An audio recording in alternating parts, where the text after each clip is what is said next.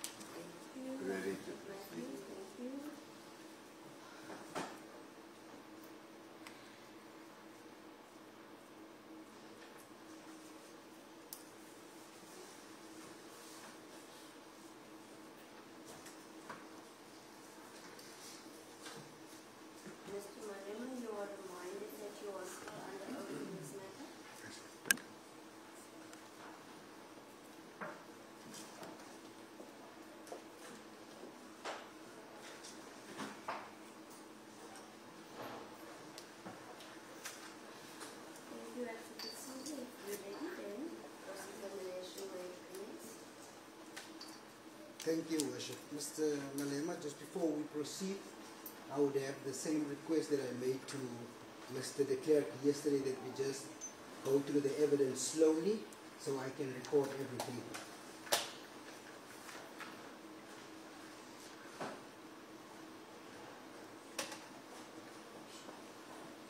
I'm sorry to do this.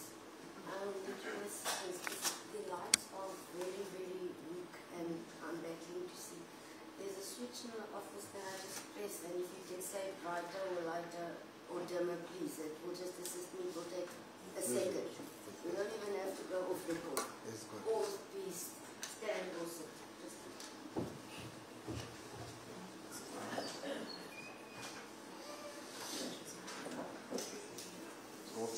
off.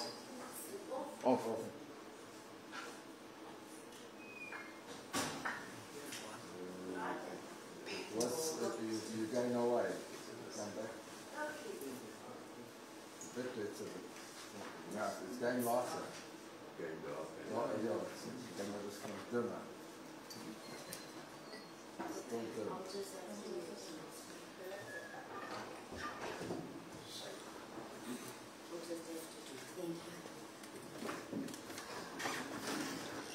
sorry for that. Thank you. Thank you very much.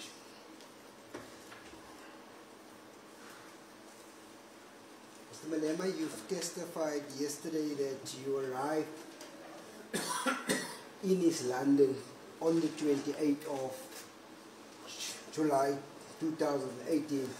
That is common cause that you were here, is that correct? Not arrived on the 28th. Arrived on the 28th at the stadium, not East London. Huge difference between stadium and East London.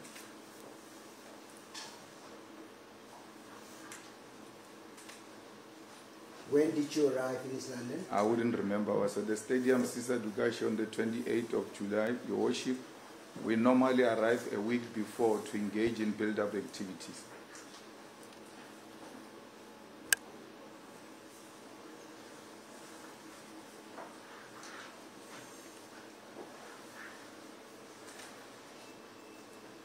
On the date of the incident, the 28th of July, what time did you arrive at the stadium?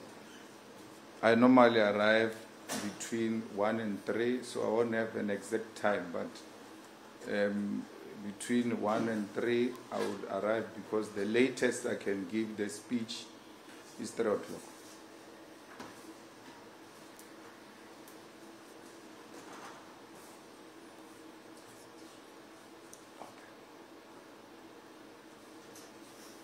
You already testified that you were in the presence of 4 bodyguards on the day in question. Is that correct? Yes.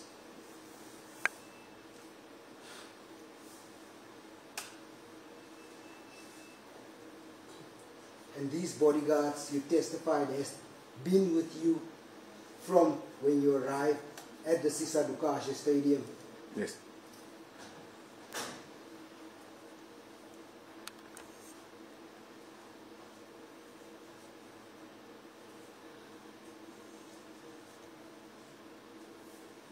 You also testified that you remained at the stadium from the time that you arrived there and you left about the 2 o'clock a.m. in the early hours of the morning of 29 July. Is that correct? That would be the latest.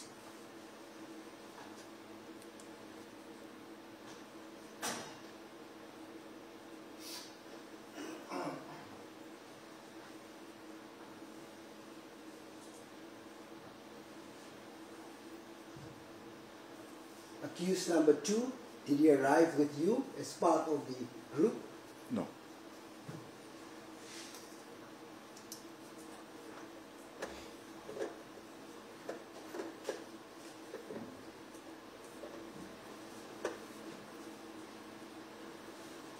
When did you see accused number 2 at that particular stadium on the day in question? I saw accused number 2 on the 27th of July when we're doing the inspection of the sound and the stage a night before the event, and then saw him again on the 28th of the actual event, because a night before we do the inspection of the sound and the stage and the entire thing.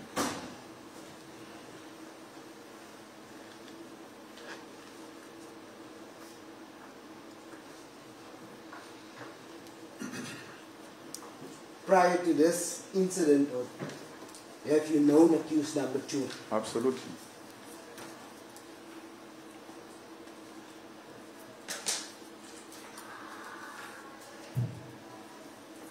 For how long in 2018 have you known accused number 2?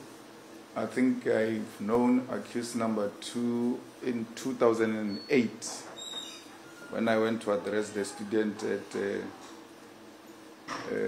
Zululand University, UKZN now. And during my address, the Inkatha Youth Brigade switched off the lights in the hall, and the protectors came taking me out of the hall. And before I knew it, I was in a car driven by a white man. I got so scared. I can imagine, Mr. Malema. Yes. Yes. And that's when I met accused number 2.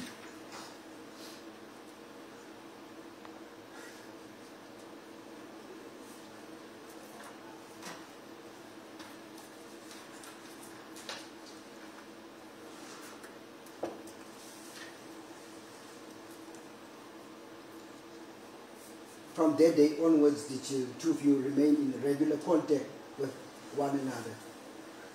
Not regular contact as in you will call your friend or anything of that sort, but he has been around the events of the Youth League, and when the EFF was formed, he has been a service provider as well to the EFF.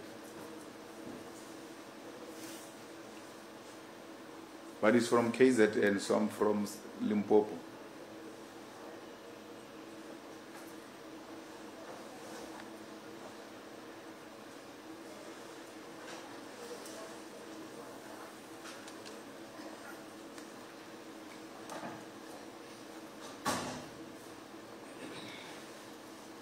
In what capacity was he there on the 27th, the date before this incident, on the 27th of July? You said when you went to go visit the stadium and inspect the stadium, in what capacity was accused number 2 there? Hey, I wouldn't know, but he was there. So it had nothing to do with me. I wouldn't know what he was doing there on the 28th of July.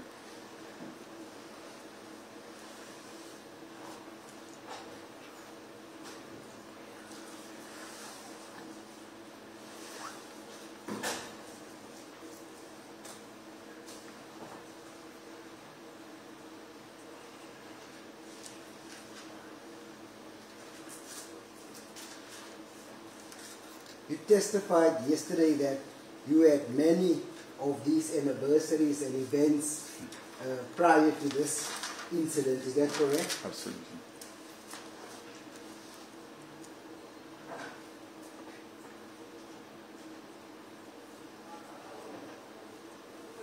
And that you testified yesterday also, if I don't know if I recorded your evidence correctly, you must forgive me if I haven't, sure, that you will usually make simulations of firearms when you are having these events. Well, not necessarily simulations of firearm. I'm saying what is a permanent feature, Your Worship, in every event we are in, not only at the anniversaries, but at any political gathering, at any revolutionary gathering. Our songs include doing a gesture with your hand, demonstrating a firearm or a gun. Yeah, so that's us.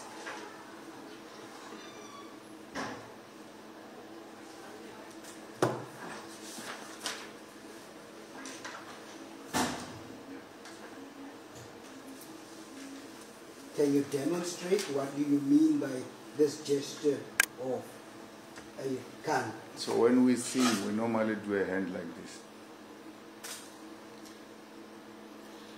Place on record what we are doing. Yes, you should be can. It's practice, so the witness is holding his hand in the air. I would say this is your pointing finger and thumb in the air, similar, and your other three fingers bent backwards. Thank you.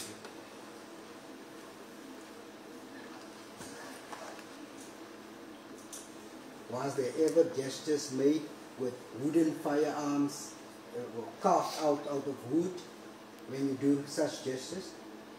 I was trained to use firearms at the age of 9 years when I was part of a young pioneers movement called Masupatsela of Walter Sisulu. At that age, they taught us how to handle a firearm. And the beginning of such a course was actually with wooden guns.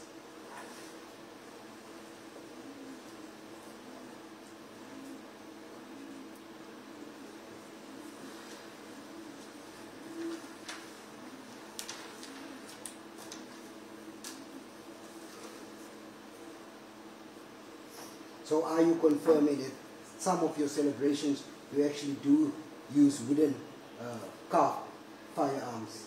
That was at an early age. We graduated to use the real stuff. And the real stuff in this sense, real firearms in the struggle against apartheid. Since then, I've never seen any of my leaders use a wooden gun. That was when we were young, when we were being introduced into the idea of firearms.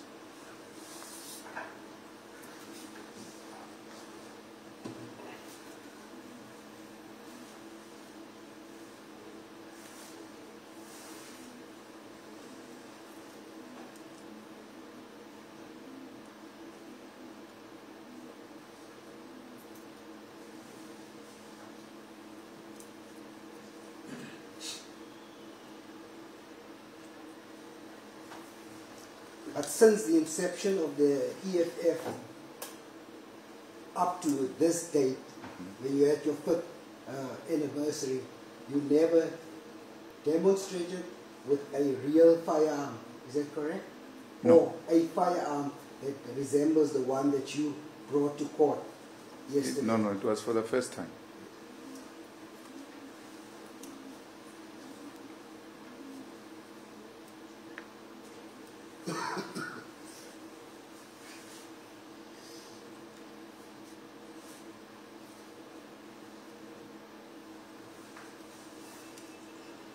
Why was this decision taken? But for aesthetics, it's like asking me, in all the 10 years of the EFF, have you ever gone up a stage? The stage, has it ever gone up? It was for the first time. It's always new concept to fit into. you know, what you are doing at a particular time. Ideas are thrown around, and because it was not done before, it doesn't mean it can be done. The stage went up for the first time at FNB Stadium. And if someone was to ask me, it's for the first time we had a situation where after speaking, the stage goes up.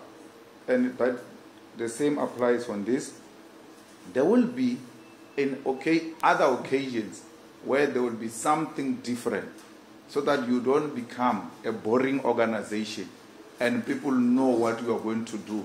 You must always be there and get surprised by some acts that you put forward in those gatherings. So it's events, basically. And then even some awards have never been the same.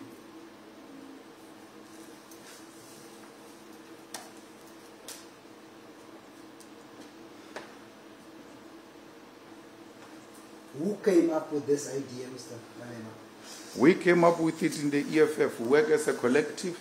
So I wouldn't say so and so or so and so came up with the idea, but whatever happens at the stage of the EFF would have been a collective idea.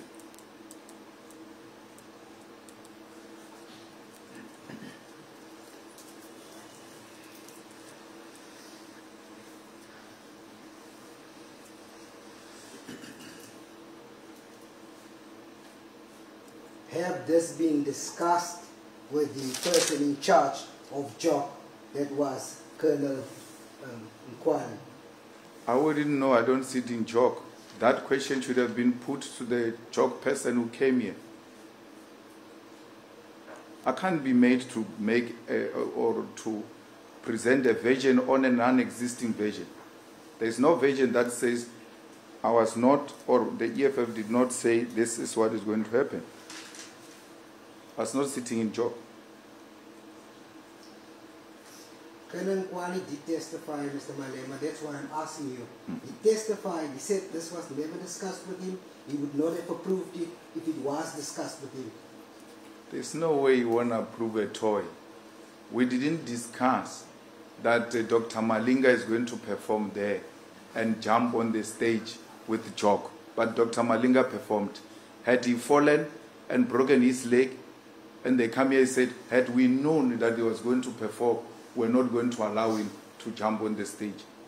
You don't discuss every little detail, especially if it is not of security risk with JOC. We're not being micromanaged by JOC.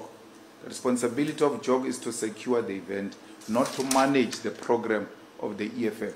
What goes on the stage of the EFF is a decision of the EFF, as long as it has got no security implications. So a toy will not have security implications, requires no approval of the police or any other person.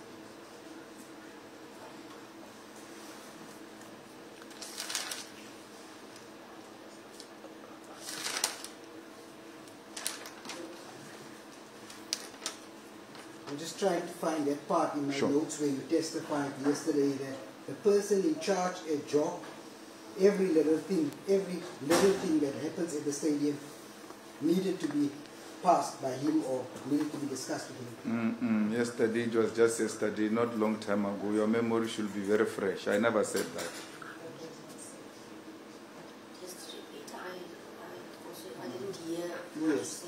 He said every little thing that happened on that stadium, the people, this person in charge of the stadium, which is JOC, the SAPS member, every little thing that happens there, I just said, every little thing, responsible, the person in charge, they are responsible for every little thing that happens on that stadium. That was your answer yesterday, that's how I recall it. That's not what he said, your worship, at the beginning. The first thing he said, I said, everything, every little thing passes through JOC. I never said that. I said, JOC is responsible for every little detail of what is happening in the stadium. That is in relation to security. My worship, I'm saying to you, there were dancers there. Some of them would have came with the sigubu. I will not have drums. I will not require JOC to know that. But JOC will know there's going to be artists, there's going to be entertainment. A program gets presented in a JOC meeting where it indicates the informal program, the formal program, and the entertainment after the program. As to what goes into the detail of that entertainment has got nothing to do with job.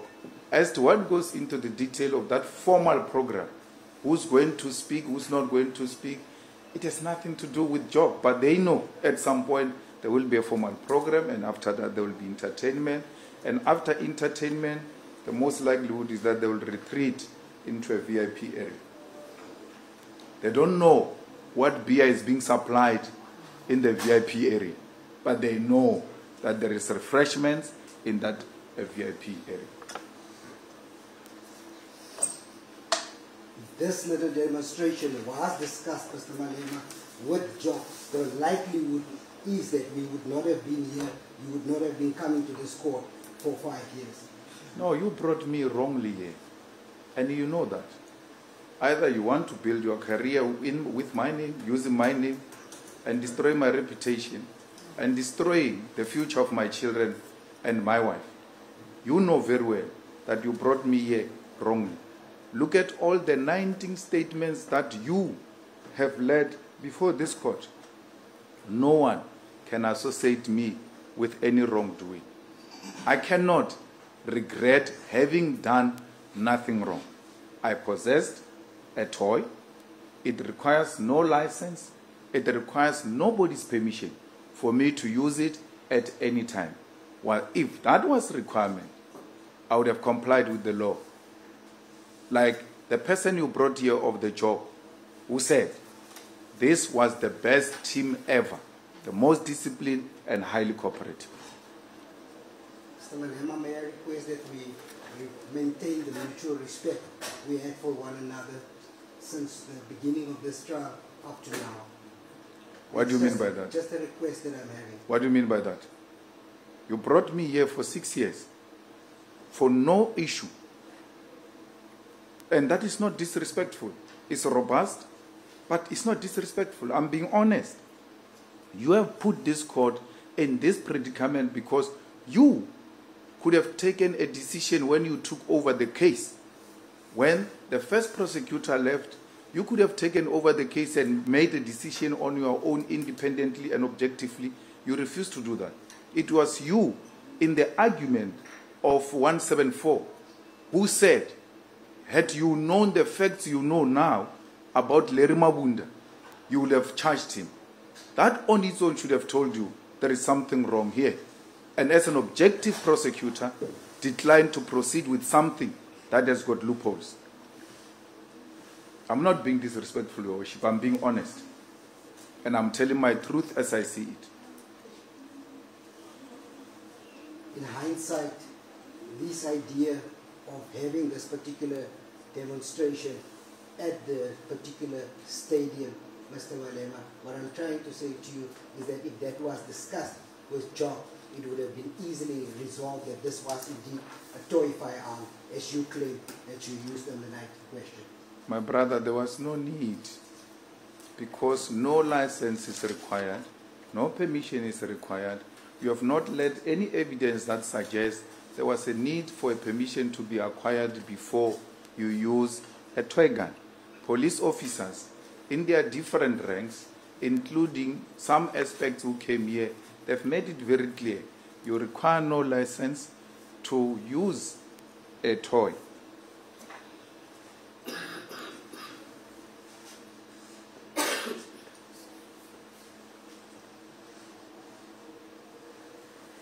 Your Worship, everything that required a permission of the judge went past the judge. And who is the witness for us here? Is the judge person who came here and said they were the most compliant, disciplined people I've ever dealt with, and had very good words to say about our Secretary General.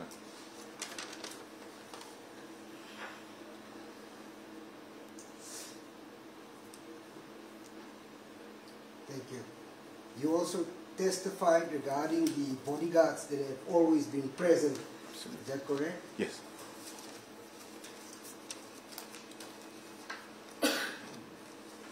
You still haven't been able to establish the name of the bodyguard that you showed yesterday on the video footage. You can ask me the name, I will give it to you with ease. Do you know it? Yes, Kari. Warrant Officer Kari. Khari. There were actually two. The other one is Chauke. I'm still busy with the Oh.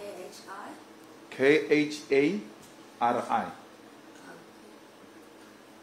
The second one? Chauke.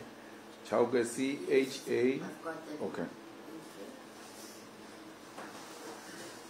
He also said that if there was anything untoward, they would have acted on that stadium if that was indeed a real firearm. Is that correct? Absolutely, and my witness is, I don't know what you call him, Colonel Swartboy, who said in his evidence in chief here that had something happened wrongly in front of those people, they had a duty to take an action against him. I'm paraphrasing, I'm not quoting him verbatim.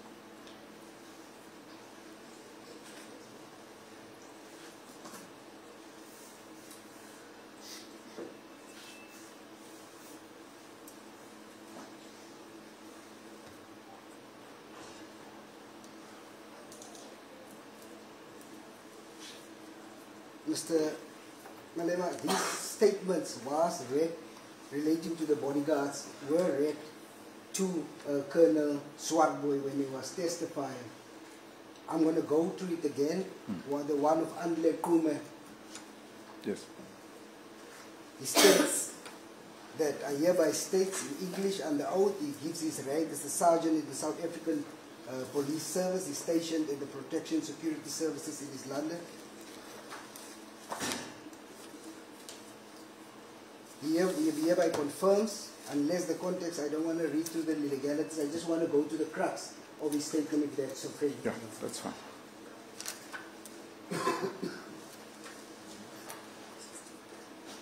It's A65.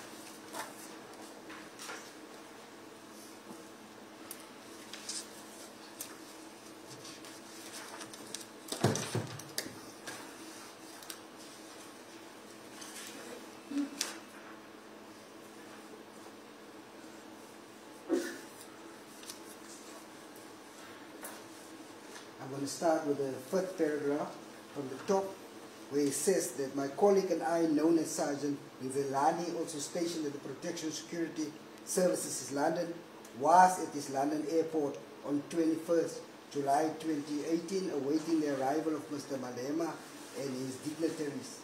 3 colleagues from the National Protection Security Officers, known as Collins, Chauke, and Gary, joined us at the East London Airport on the mentioned date. On 28 July 2018, I was the leading vehicle alone, with Collins driving Mr. Malema, Julius Malema, and Sergeant Zelani and Kari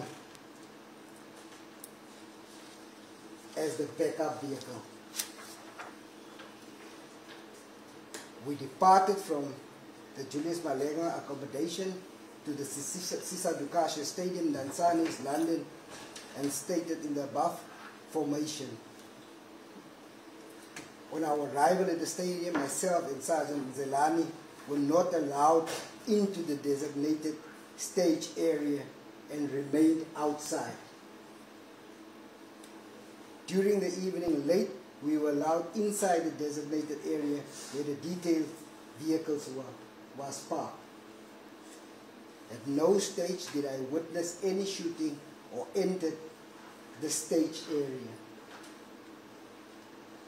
He said I'm issued with a Glock 9mm. I don't think the remainder of that paragraph is relevant to whatever, but he says that at no stage did he enter that area or the stadium. We'll have to read it again. I mean, you are the one who's reading it. He says, were later allowed into the designated, and then you say, after reading that, you say, he says, at no stage was he ever allowed. He says, were later allowed into the designated area, and I've not seen anything wrong. Where the vehicles was parked. He didn't say on the stage, he says where the vehicles was parked. Your worship, were not allowed in the designated area. Later were allowed into the designated area. So where were the cars parked all along? Where? Can I ask Because you? the story is that once they drop you off, you go around the stage. Both the driver of the main car and the backup car will now take the cars right behind the stage. Because as part of protection protocols, is that in a case of danger, you must be rescued from the stage right into the car and escape. How are you going to be rescued into the car when you still have to run to the parking and there is some bus which has blocked your car? Always, the VIP cars are parked in a manner that, in a way, without saying, they're preparing escape. That's why when they arrive, they might be facing the direction opposite the gate, but they will have to turn them around to face the gate. Because when the need for the escape comes, there will not be time to turn the cars around. They must always be in a state of readiness for escape.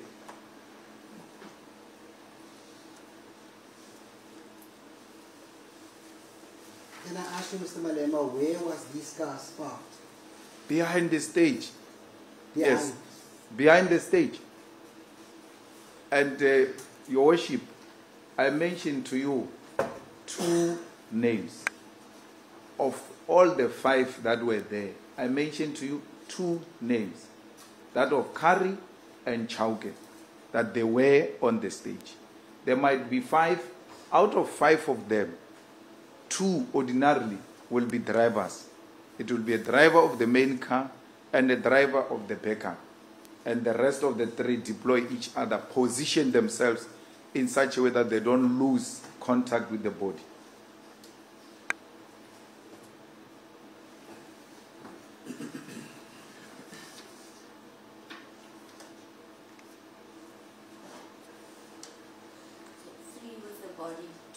Yes. And Your Worship, if you were to ask me who were the drivers, like the names he's reading from the Eastern Cape, I don't know them.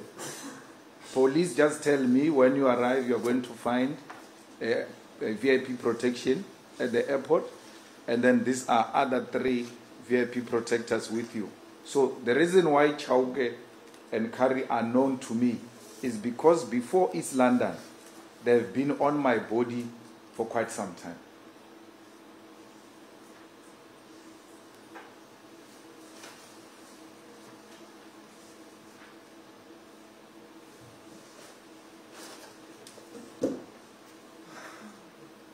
I don't have to know them. They are subs. They are men of cloth. They are trustworthy. As long as they are known to the principals and the principals say to me, this is what goes on, my job is to comply and trust subs with those responsibilities.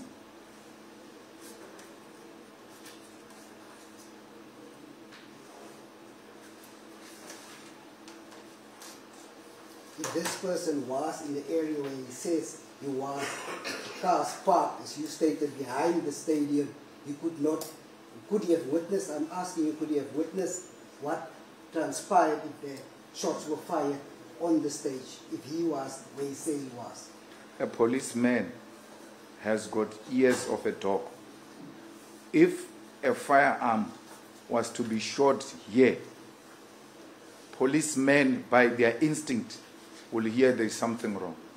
And they will dare to follow up as to, are we still on course or is there a problem?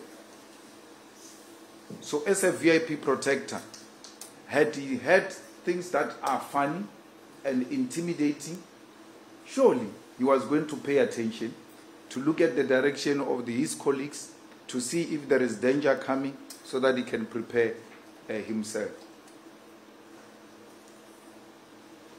He was not sleeping. He doesn't say in that statement he was sleeping.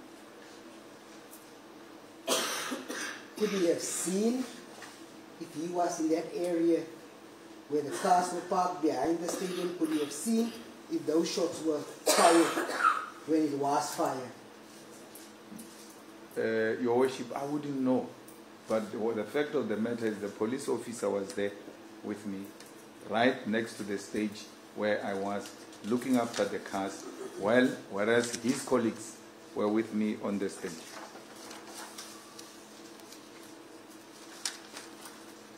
He says he didn't see anything. I can't be bothered by police. I have to deliver a 2-hour speech at that time. That's what goes through my head. My security, who does what, it is their duty. They get paid for that. I get paid for giving a speech. Let's all do our jobs. It's not my job to look at where police are and what they are doing. They will give a report if something goes wrong with that body, which they are assigned to look after. So you now want to make me a supervisor of police. I must now look after them instead of them looking after me. It's not my duty.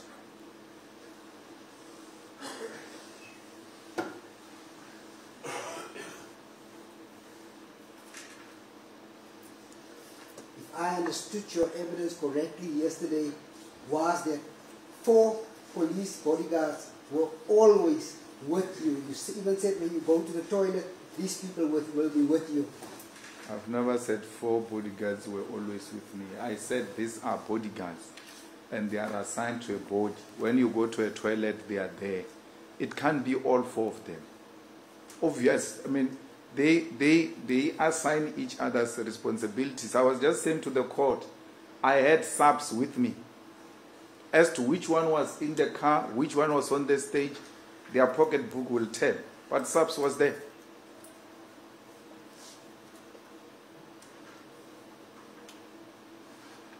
And it is not in dispute, Your Worship, that I had police with me.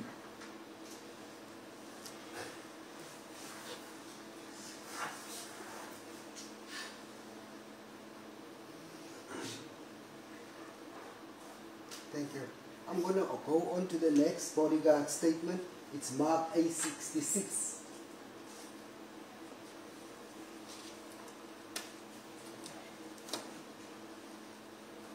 The introductory paragraphs is not that important. I hope you don't mind if I go straight to the crux of the actual statement. The next statement that I want to read to you is Lukisa, Morrison, and Zelani. He also states that on 21 July 2018, my colleague and I was assigned to escort, I assume it's escort and typing errors, Mr. Julius Malema and his dignitaries who arrived at the East London airport. With us was supposed to be 3 colleagues from the National Protection Security Officers whom we met at the East London airport. The 3 colleagues are known to me as Collins, Kara, Chauke, and I can confirm that Collins drove Julius Malema's vehicle, a black Mercedes-Benz, from the arrival until the departure.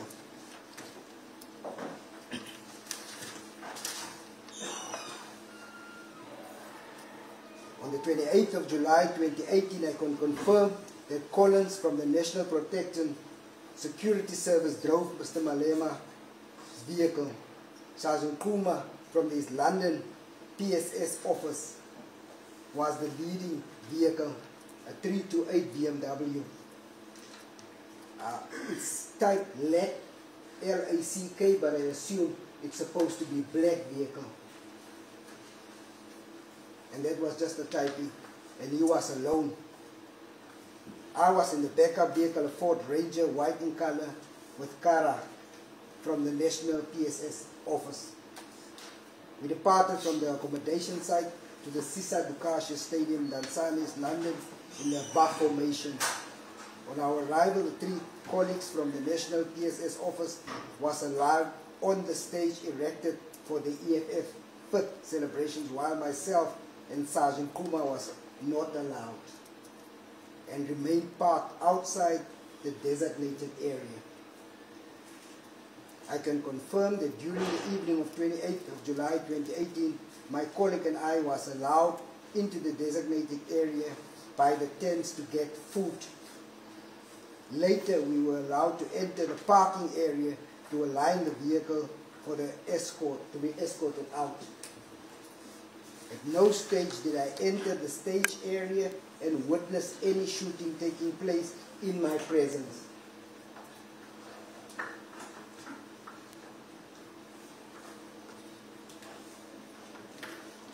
only became aware of the alleged shooting taking place via the national news and social media. He also stated that he was the type of firearm, number 10, the firearms that they had on their possession. So I don't really want to focus on the last paragraph. It's just basically saying what they had, what they were carrying during that. So in other words, he said he was also not close to that stage or at the stage during the incident. He didn't see what transpired there. I wouldn't know is his statement.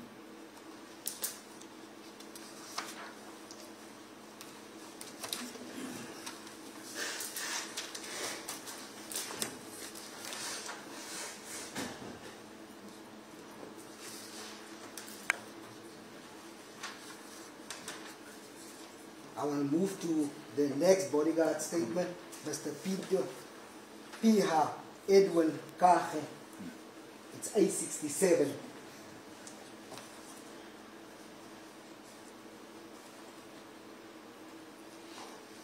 Paragraph 1, he basically just gives his occupation, where he's employed, and so on. I don't think it's necessary to read that particular paragraph, but he was also one of the protection services.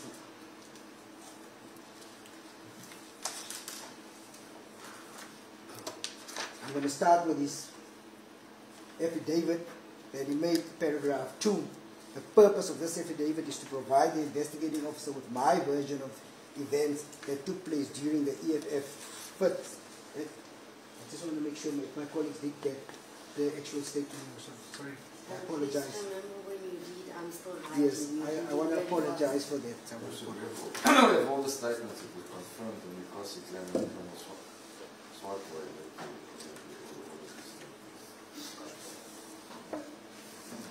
You don't want to take them out of the No, minutes. I'm not saying anything, but I've got no objection. Thank you. Proceed. Thank you, Shabal. I'll try to read slower. Thank you, Mr. I'm going to start with paragraph 2. I'm going to read much slower than I did earlier. The purpose of this affidavit is to provide the investigating officer with my version of events that took place during the EFF 5th anniversary celebration in Umnumzana, East London on 28 July 2018.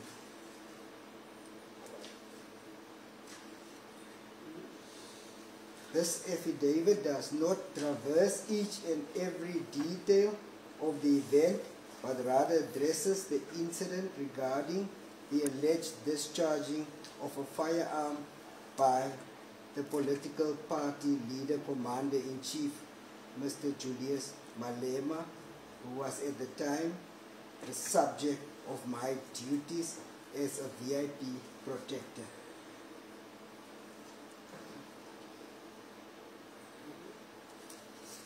Paragraph 3. During the alleged incident referred to in paragraph 2 above, I was on the stage with my back turned to the crowd.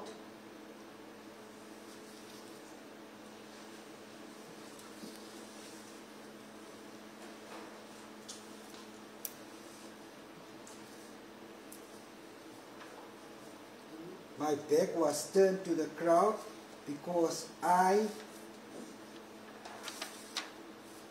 think you want to say I was in charge of securing the back door to the left.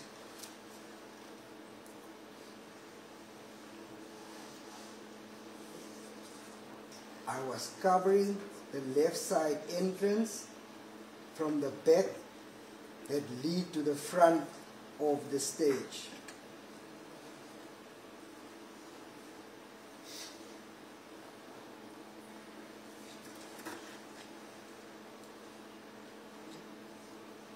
I was responsible, among other things, for the verification of accreditations of individuals who were gaining access to the stage. Bishop, may I make a suggestion? If we hand the worship a copy, because these are long statements. It's not in dispute. I can hand them to your worship rather than Right, because the questions are becoming 5 or 10 minutes difficult to answer. In any event, I believe once he's cross-examined on them, they can be accepted as exhibits. So if we know, I'll hand them up as he talks. My one has a bit of underlining, but he has 65, 66, and there's a 67. They have spare copies. Thank you. It'll be in the end series. They've got flags to assist you with supervisor. Worship, let me also explain. There are signed versions. Worship, the docket was typed, as it often happens. Yes. So it will say they're signed, and it was signed in the handwritten version. No, So there's nothing to be drawn from the fact that they're not attested to these copies. No, If your worship wants, I'll give you the handwritten ones. No, I accept it as copies and that it is typed and it will be easy for me to follow. Thank you. Thank you very much. I think I stopped, right? I was covering the left side entrance from the back that lead to the front of the stage. I was responsible, amongst other things, for the verification of accreditation of individuals who were gaining access to the stage. In paragraph 4, I did not personally see the Commander-in-Chief, Mr. Julius Malema, discharge any firearm during the event and during his time on stage. Further to the above, I did not see him in possession of any item that had the appearance of a real or toy gun.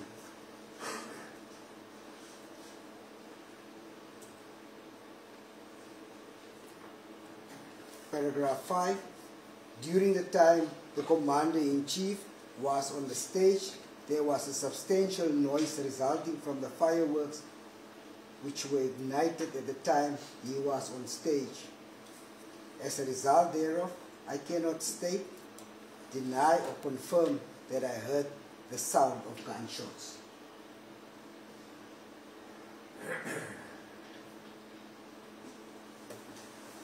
Is his statement, Your Worship?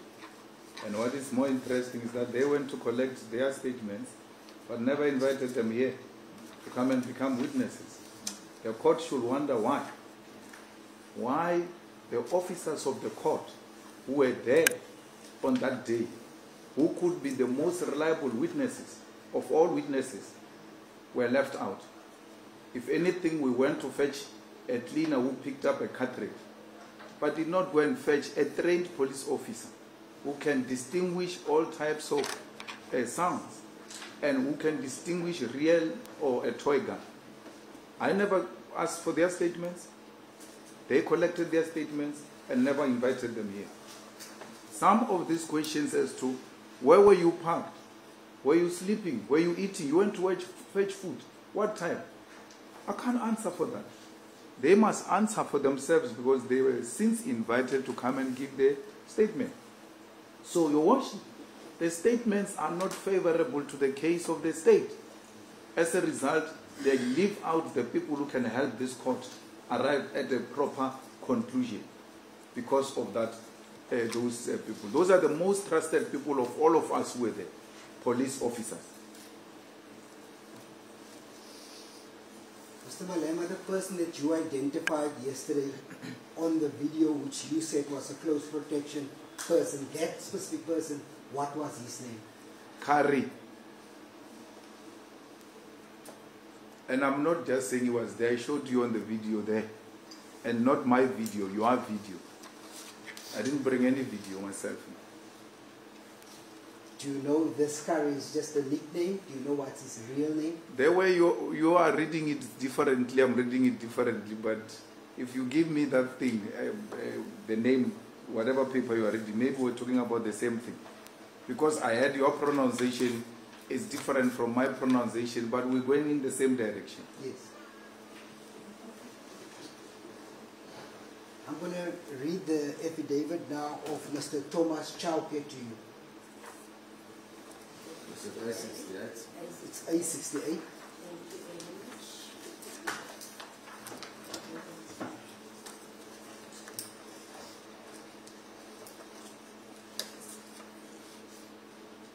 Thank you. I'm going to start at paragraph 2 because paragraph 1 is basically just where he's employed and the formalities in making an affidavit of this nature. Sure. Paragraph 2 states the purpose of this affidavit is to provide the investigating officer with my version of events that took place during the EFF's 5th anniversary celebration at Umnumzana, East London on the 28th July 2018. This affidavit does not transverse each and every detail of the event, but rather addresses the incident regarding the alleged discharging of a firearm by a political party leader, Commander-in-Chief Mr. Julius Malema, who was at the time the subject of my duties as a VIP protector. Paragraph 3. During the alleged incident referred to in paragraph 2 above, I was on the stage with my back turned to the crowd. My back was turned to the crowd because I was in charge of securing the back door to the right. I was covering the right side entrance from the back that lead to the front of the stage. I was responsible, amongst other things, for the verification of accreditation of individuals who were gaining access to the stage. I did not personally see the Commander-in-Chief, Mr. Julius Malema, discharge a firearm during the event and during his time on stage. Further to the above, I did not see him in possession of any item that had the appearance of a real or toy gun.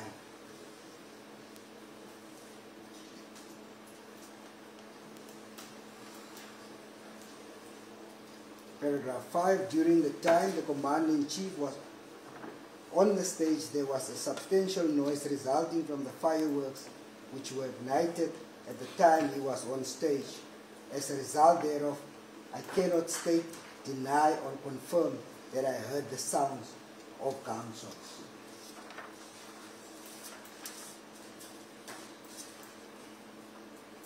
So if you look at his affidavit, it's almost identical than the one that I've just read previously.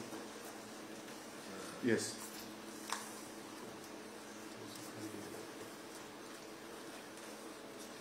And were in no position, Your Worship, to ask them if they were assisted by the investigating officer or whoever to compile those statements, because they were never called you. But I wish the Worship to note something.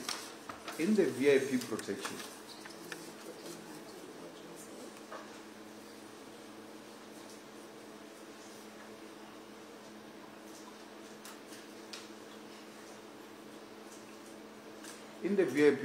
and I'm not sure if it's the procedure of all the police, there is what they call a pocket book.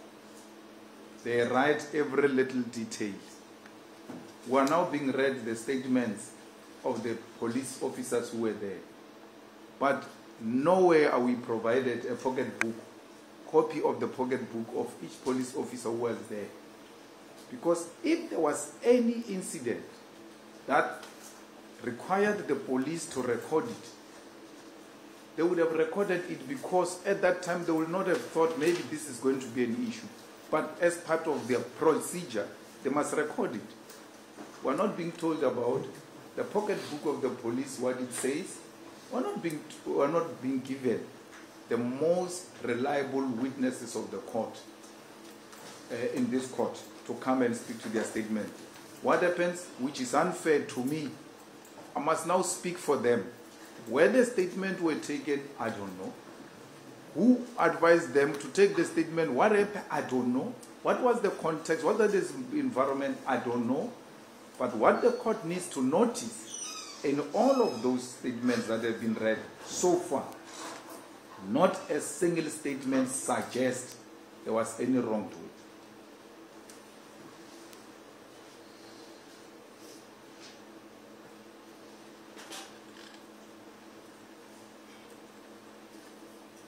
Mr. Malema, it's common cause that this event did take place. It's common cause between the state and the defense that shots were fired. Whether the only issue here is whether it was a toy firearm or a real gun.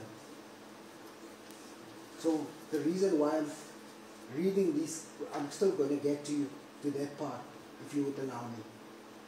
No problem.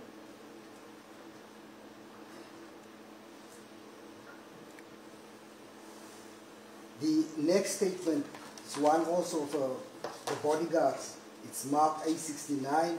It's Mbulani. Your Worship, this one is attested.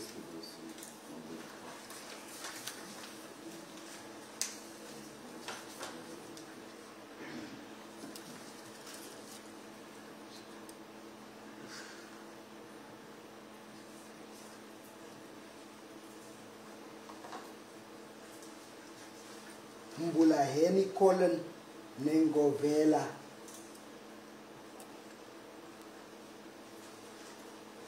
Mark A69. I'm going to leave paragraph 1 because basically it's just a description of his occupation, where he's employed, and the formalities that you have to comply with when you draft an affidavit. I'm going to start with paragraph 2. The purpose of this affidavit is to provide the investigating officer with my version of events that took place during the EFF 5th anniversary celebration at Umnumzana, East London on 28 July 2018. This affidavit does not traverse each and every detail of the event, but rather addresses the incident regarding the alleged discharging of a firearm by a political party leader, Commander-in-Chief, Mr. Julius Malema, who was at the time the subject of my duties as a VIP protector. Paragraph 3. During the alleged incident referred to in paragraph 2 above, I was at all material times stationed in the primary motor vehicle that was utilized to transport Mr. Malema as the primary subject of my VIP protection duties. I was never on stage during the alleged incident. Therefore, I did not personally see the Commander-in-Chief, Mr. Julius Malema, discharged any firearm during the event and during his time on stage. Further to the above, I did not see him in possession of any item that had the appearance of a real or toy gun, whether in the car or on any such stage. Their statement, Your Worship, but from prosecutor's point of view, objectively, if he had not allowed to be used by AfriForum for political ends, wouldn't be where we are. This matter was advocated for by AfriForum. This was no issue, Your Worship. That's why no one picked it up. There was no issue at all. When they saw something that they can use to politically discredit me, they pressured the NPA to prosecute even where there is no issue. I'm now being made to answer a statement which does not implicate me, because I have to be implicated for me to answer. What am I answering now? This person says, I've not seen Mr. Malema do the things that you are saying he has done. And then I'm brought before this court to come and answer someone who says, I did not see me doing anything unlawful. It's unfair. This court must never be abused for political means. Crime is crime, it must be punishable. But where there is no prima facie of such, we should not even try to canvass those grounds. As a public protector, a public prosecutor, he's my prosecutor as well. I'm part of the state. He has a duty to say, there's nothing against this guy. I'm not going to prosecute. And allow the AfriForum to prosecute me privately if they so wish. But they must not use the limited resources of the NPA to bring a non-existing issue here. 5 officers of the court on site. Not a single one of them says, I've seen Mr. Malema engaged in unlawful activities. And what makes me happy is that in 174, Your Worship was reluctant to canvass these grounds because they were brought to you at a later stage, not much earlier, of the subs VIP being there and their statements.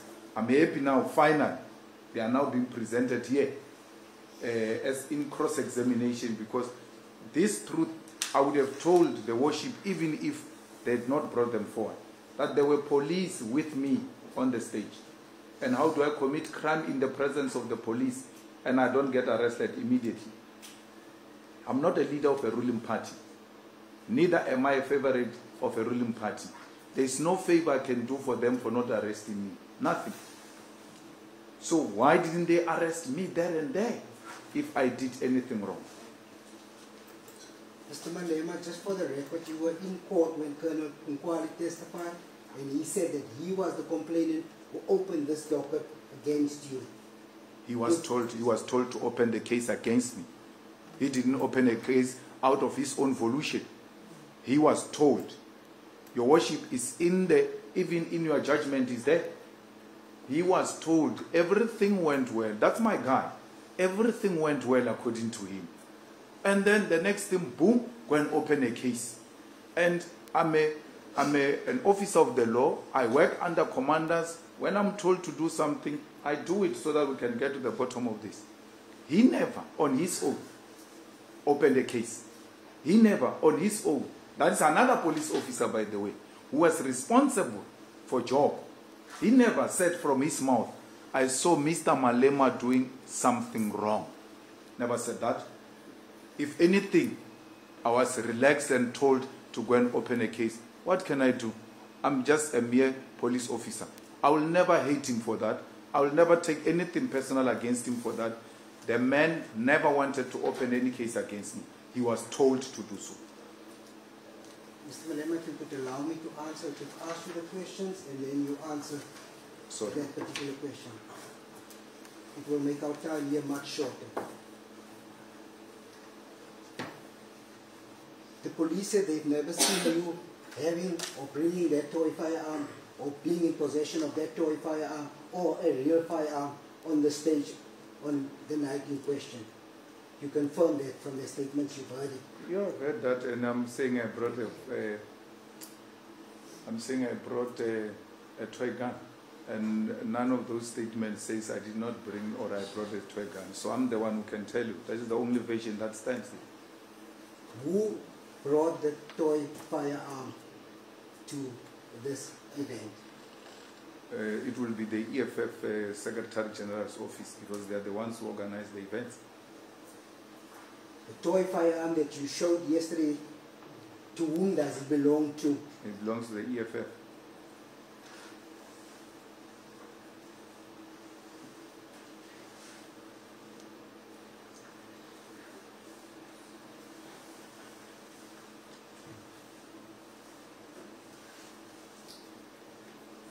Who was in possession of this particular toy firearm before it was fired?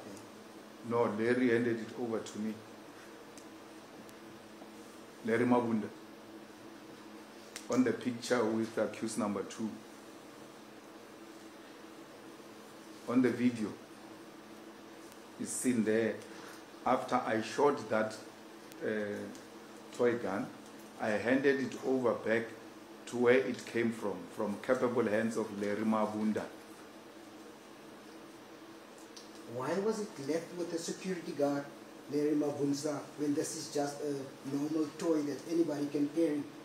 He also had my bag. Why did he carry it? What's my bodyguard? He's dead. You refer to toy firearms. Toy firearms is almost like the play firearms. It doesn't do any damage. It doesn't cause any harm to anybody. Why was it left with Larry Mabunda? Your worship, that toy firearm was brought into this court yesterday by Larry Mabunda. That's his job. My bag, I don't have a bag. I'm walking into this court. Where is my bag? Is with him. I only access that toy firearm when the part comes. And then I hand it over back to them. Where have you ever seen a president going around carrying things? We get served. Mr. Malema, is Mr. Mabunda here today? Yes. Where is he? He's in the audience. Can you show us which one is Mr. Is this Mabunda? allowed? Is this allowed? Is he present today? He's here. And why can't you just show who he is? But is it allowed that I should be pointing people in the crowds that are not before this court? What have we turned this court into? Into a mockery. Mr. Malema, we're going to view the video footage. That is what is before the court. Play it. If you say... Larry Mabunda is not before the court. Why must I be made to point him in the crowd? It's not before the court. We should respect the court, because I'm going to ask you if those officers you are reading their statements, are they here? Can you point them? I take what you are saying as being before the court, and I deal with that evidence before the court. The evidence before the court is the video where Larry Mabunda is. I will gladly ask her to stop and show the court who is Larry Mabunda. But to be made to point people in the crowds, I don't think that's acceptable.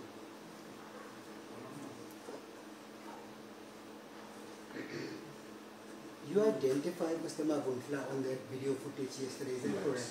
Yes.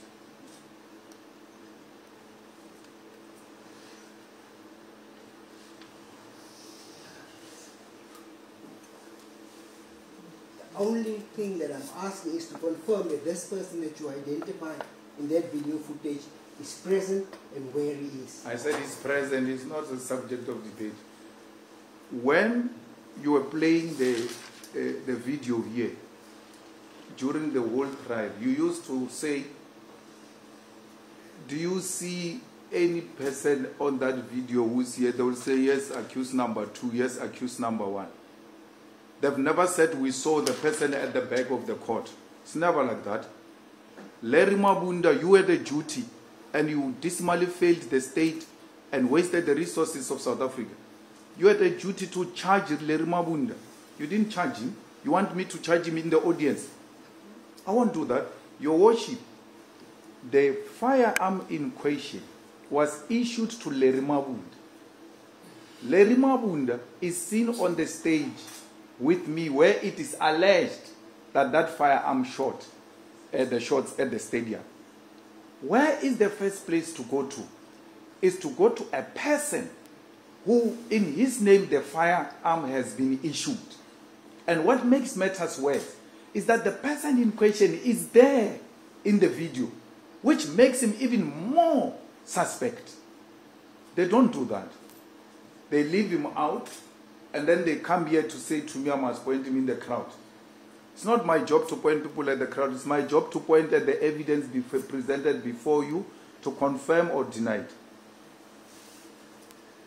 You also testified yesterday that Colonel Swartboy never came to ask you for your own firearm, because that firearm, the 9mm, we see there could have been your own firearm. Yes.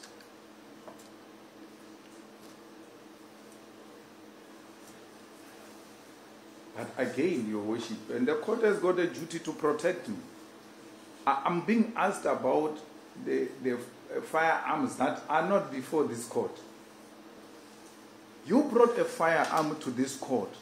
Let's deal with it, and not what is not before this court. Can you confirm, Mr. Malema, that the firearm that was used, is that a toy firearm, the 9mm handgun? I don't know what is 9mm, what is what. I showed you the toy gun I used. Yeah, that's my toy gun. I'm going to request Ms. Kala to play the videos for you.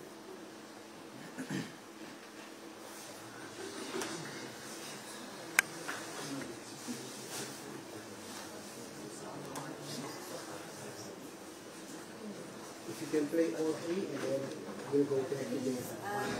Just a minute. I can't hear what is being said in front if you are mumbling amongst yourself. There's a lot of you, makes it difficult to hear. Sound travels in my direction. Please.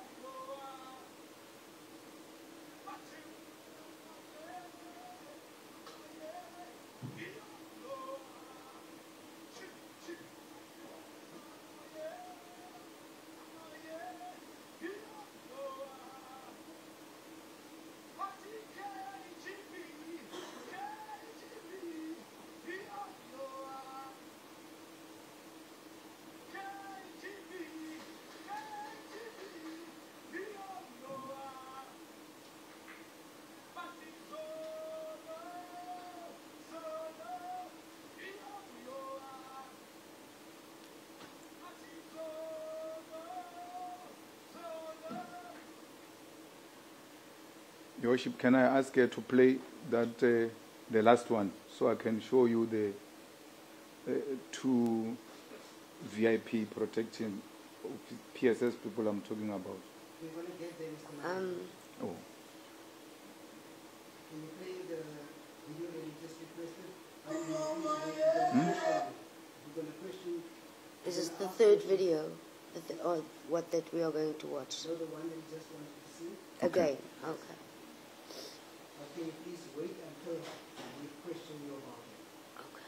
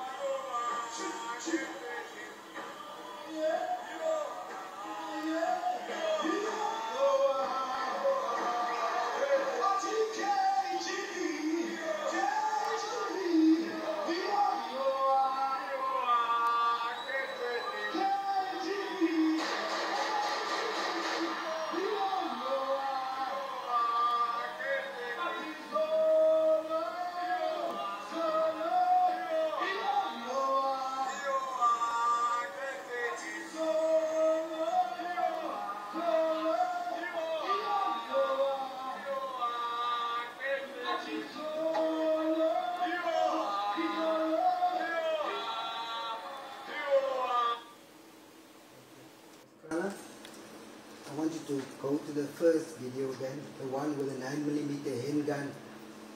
Can you stop where the shots are fired with a 9mm?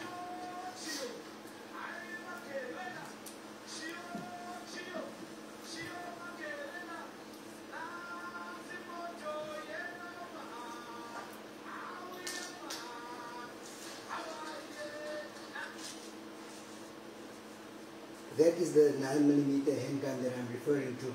I don't it's know. a handgun. I can't see a gun of 9mm what. I can't, from where I'm sitting. I can't. And there was no such a 9mm what before this court for me to answer to it. If they brought to you before you, your worship, a 9mm what and how it looks like, maybe I'll have an idea what they are talking about. I don't know. I can't see. What is that? I can't stand here and say that it's 9mm barrel. What? I don't know. Can we agree that it's a smaller firearm than the other two videos? No, I can't see if it's smaller or big. This camera was shot too far. I can't see that. Even when you do it with those people of photography, zoom in and what, I don't see it. Do you want to go closer, sir? I've been closer 6 years ago. I can still go now. I can't see it. I can't see it.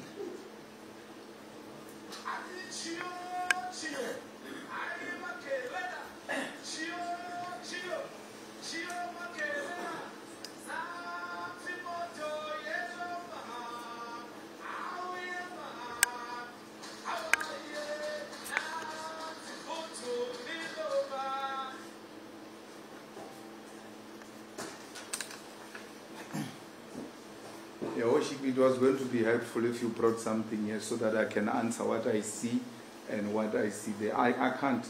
I'm being made to answer for something I don't know what this is for. Is that the same size firearm than the one that you brought here yesterday. How do I say it's the same size if I can't see it? I just told you I can't see it.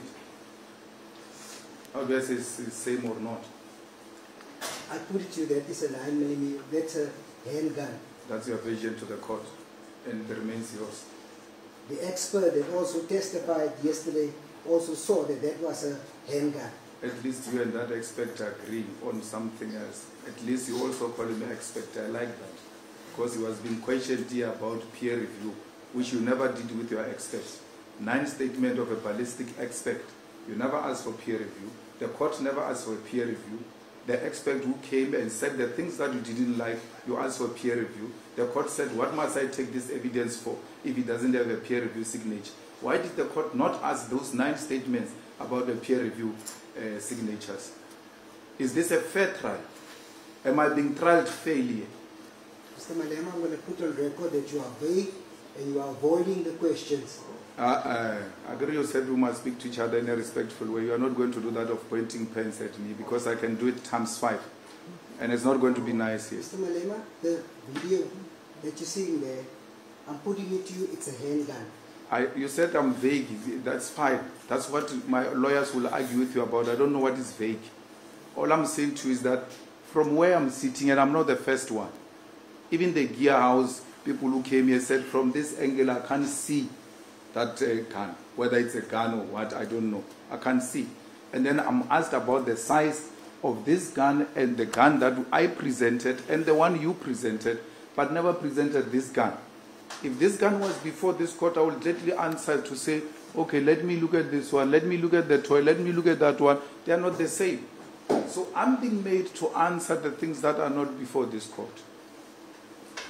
It's not here. How many firearms was brought by yourself or the EFF for this display that was going to take place? The one I showed you yesterday.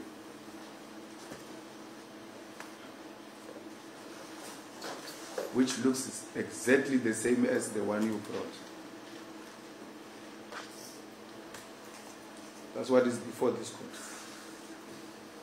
You are unable to tell that the one that we see on this video is the same one which you uses on the other 2 videos. I can't. I don't see it. It would as well be. I can't. I'm sorry. If that is being vague, let it be. Let me fall on my sword.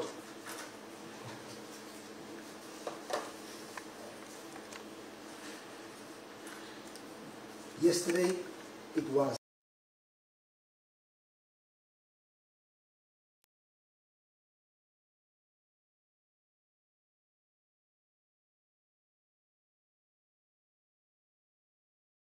this one. This one that we see in this video. Oh. It was not asked, and I don't know why the court is not intervening there, because it was not asked on this gun. It was asked on a rifle, not on this. He was specifically asked to count the number of shots he could hear whether it has been fired in this specific video. And he counted about 14 to 15 shots that he heard. I don't know, the lawyers would have to intervene. I think it was a rifle. I counted with him. It was not on this. It was a rifle. What was asked from a guy to count was on a rifle. It was not on this. Mr. Malema, what I recall, you asked me to adjourn so you can look closer at the video we are watching now. And this is from this video that he was counted. But as you say, your lawyers may intervene if I've got it wrong as per notice. Confirm that it was on this video, but he never referred to a non-millimeter. He said No, it he did appears not to say be a that. gunshot. Non-millimeters are the states in the state. He keeps on referring to it as a non-millimeter handgun. He said it appears to be a handgun. He doesn't know if it's real or not, and he counted 14 or 15 shots of this video. Yes. So the only aspect that I could see is that the word 9mm was not used, but handgun was used. Well, it appears to be. Yes. Yeah. That's fine. Yes. So, in this video, it appears to be a handgun that you're seeing there. That was the evidence of Mr. de Klerk, the expert yesterday. It was further canvassed with him how he was asked to listen to the video and hear how many shots was fired from that video.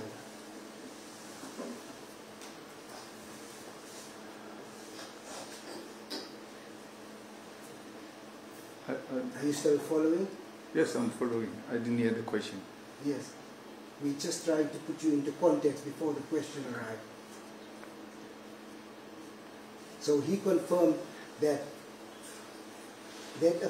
use of way, really need to use the word every time, appeared to be a handgun, appeared to be a handgun every time.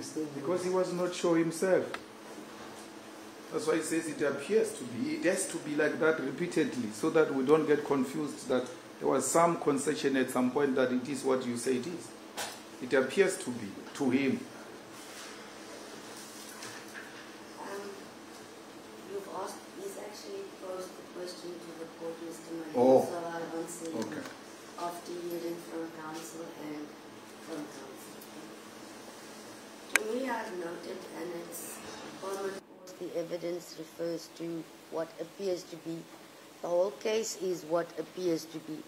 So do you wish that the word appears to be repeated, or can I take note that it is being said right through the trial, not only pertaining to the handgun, but even the rifle? Appears to be. I think it's more accurate to say what appears to be, because it hasn't been established that there's any firearm in this photo by anybody. And another issue that I have with my main friend's question is I don't see it in any of the charges. I don't know which charge is referring to, because it was always the rifle that was in issue in counts 1 to 5, and even the ammunition wouldn't fit into a handgun. So I don't know what charge this is, if it's even a charge. We'll hear from the state where he's leading with this. Do you have any input, Advocate Dollars? Advocate Matthews? No. None? No. Advocate Caesar, please use the verbal words appear to be. Thank you, Worship. Can I ask firstly what type of firearm do you own? I own a Taurus 9mm. Which is a handgun. Those things of handgun and what I don't know about this one. Yes. Yeah, the small one. I'm not a fanatic of those things.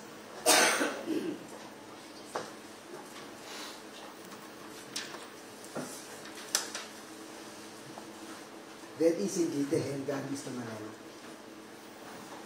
Okay, a handgun, yes.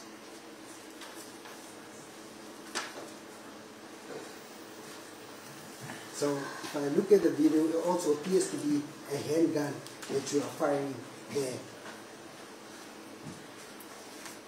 Like I said, my brother, I can't see what is there.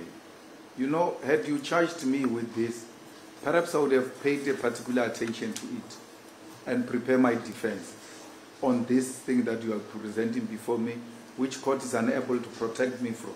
Because I face no charge of this nature, and therefore I'm being made to answer on things I've never prepared on. My accusation has always been that I've discharged a rifle, and a cartridge of a rifle has been found, and I've prepared my defense in relation to that. Now I'm made to answer things that were never put to me before in order for me to prepare this trial, for it to be a free and fair trial. So I don't see what is there. Mr. Malema, I'll make it clear now why this is so important in the context of the whole trial. Can you play the video where those people are standing while that shots is being fired?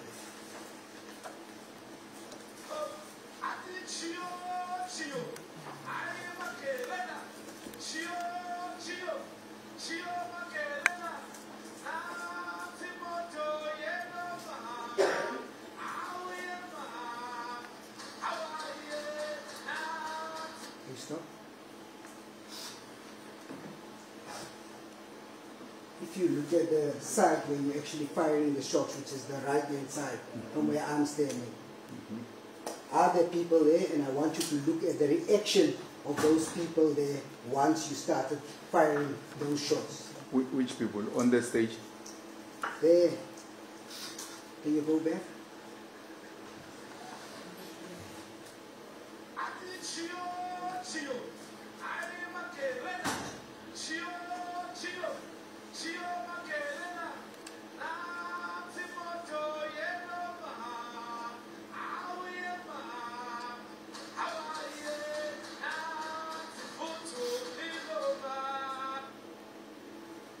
Do you understand now why this is so relevant?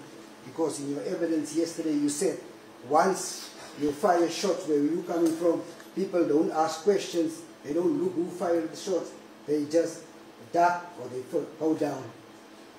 In this instance, we see people actually running away when you are firing those shots.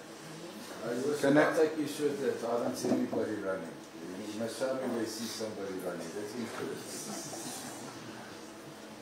But Your Worship, can I also come and point at the worship on the thingy? I must first answer to the objection, and then we'll rephrase running or indicate the running advocacies. Moving away.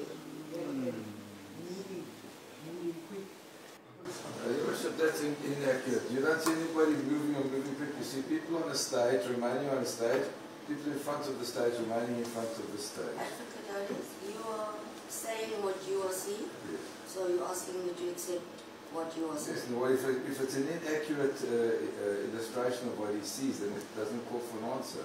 You must ask, do you see people running is the first question. Not that he sees people running, because I don't see people running, Your Worship. Definitely not. I'll decide by the view of the state, and you will obviously not be say. You may play it again and indicate where. I believe yesterday it was said the video cannot be slowed down. Is that right? Yes, that's correct, Your Worship. So that's one of the reasons why I asked that earlier, Your Worship, that video must be viewed thoroughly first by counsel and accused number 1 and number 2 to look at these issues that I'm going to raise now. Your Worship, that's a lie to the court. No, that's not directly. You never asked me to see the video once, and you never said thoroughly. He's now making up a story to explain what he sees in the video, which is incorrect. And in any event, this should unfold in court. It doesn't serve any purpose to do it in some quiet room where nobody's watching. It must be open and transparent, and we're doing that exactly now. He never asked me to watch the video this morning, and he made that clear even in his address to the court. And he never said so. He said, to prepare them to answer the questions, I only give them 13 minutes to look at the video, quote unquote. And not the counsel. I need the accused 1 and 2 for the record, Your Worship. By him, you're referring to counsel for the state. The prosecutor. Very good. We'll watch one more. Then I'm going to adjourn for the tea adjournment. We'll come back, having all clear minds. Thank you. Let us have a look, okay? Yes. Then during the, oh no, you can't ask. Your client wanted to comment or ask something. I didn't entertain because I don't know what you're going to say or ask, and you're not in my hands at this stage. Okay? He said what I wanted to say. Sorry? My counsel said what I wanted to say. All right, then it's fine. All right, that's it. Can you play that video again?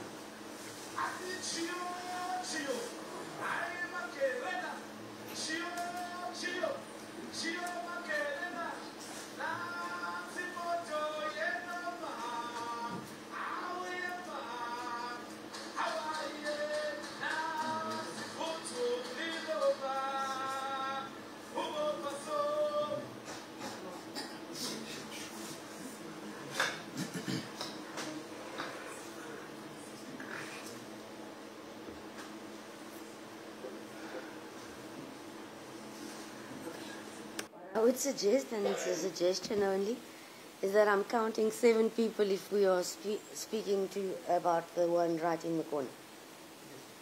So we can count the people in the beginning and count the people at the end. So my solution, whether you want to follow that, will be up to the state. I can't dictate what the state wants to how you want to present your evidence. Okay. It's 15 minutes. Your Worship, can I speak before you adjourn? Because then, after what you said, I have to come in so that when we go to the break, we're all in the same understanding. Mr. Malema, keep in mind that it's not supposed to be in discussion. You are in the head of the state. Advocate Otis cannot protect you if you say something which you should not be placing on record, although you may feel you want to. So I can't say, yes, please go ahead, or no, doctor. Through him, please, I want to say this. Because now we're being covered. I don't know. Now we're split. Just a minute. Yes. Yes, I know he's under cross Advocate Otis, but I also need to prevent him from saying anything that you don't want to be said. No, not at all. Well, Your Worship, we're now splitting hairs. Can I come and point at you? Because you have counted people. Can I also come and point at you? What is my observation there? We're going to count when we adjourn and come back beginning and end if the state wants to count. Otherwise, I'm not going to write down how many I'm counting because I'm not a witness. I'm just making a simple point that if you look at the people, it says they are running away because they are scared, which is something I want to point to. No. It did not say because they are scared. No, because I'm firing a shot, the people are running away. He's talking about the people there by the fence, there next to the grandstand. There are people right in front of the stage. Oh, no, sorry. I'm looking at the people right in front of the stage, not at the grandstand. So there's no one there who's running away there? Okay, we clarified the running away with Advocate Otis' objection, and it changed to moving away. Running away has been clarified, so it's no longer an issue, running away. So, also, Master, obviously we're not looking at the same. You are referring to, you circled it with the arrow in front of the stage.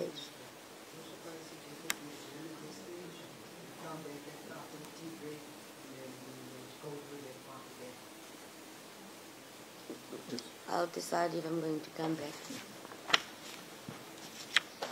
All right. It's nearly. Let me see, my watch is there. What is the correct time? Is it 2:45 or 10:10? Huh? 2:45. So I'm being voted at. Okay, my watch is ahead. Maybe so.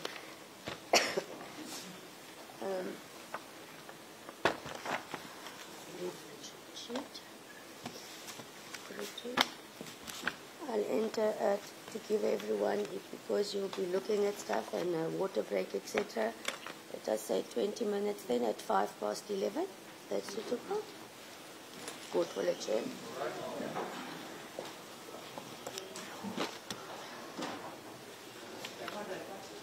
Thank you.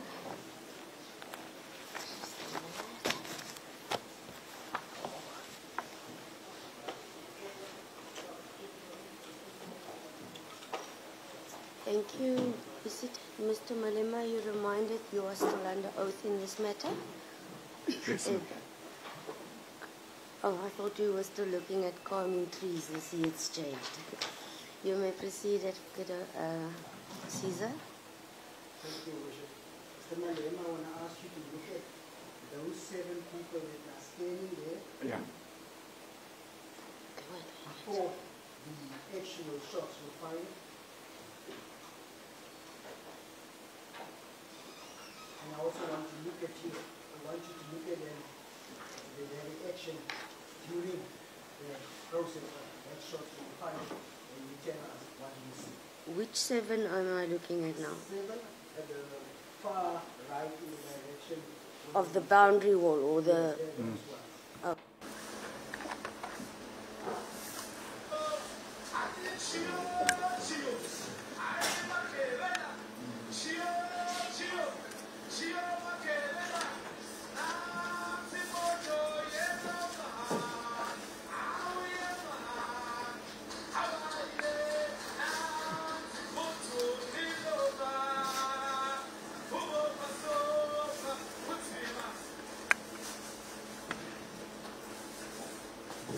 Did you observe that? Yes. Can you tell us what do you see? Nothing. I see the crowds that are gathered in front of the stage. And of course, they are not seated. There's up and downs. People do as they want to do in a stadium like that. Because you worship logically, and that's what should come to our mind, all of us. Why would shots being fired, the people who are right in front of the shots being fired don't run away? And we are shown some people there who are actually in some uniform, maybe cleaning or something. I don't even know what they are doing there. The immediate threat should be with these people who are in front of the stage.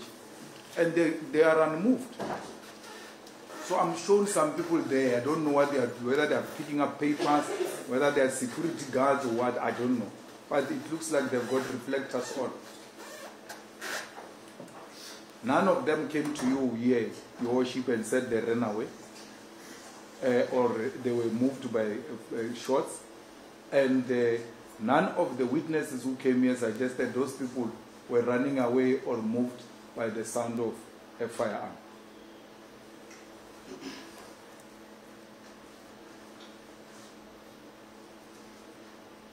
Ms. Tyler, would you be able to point with your mouse there? So I just want to make sure that we are on the same page when you play that video.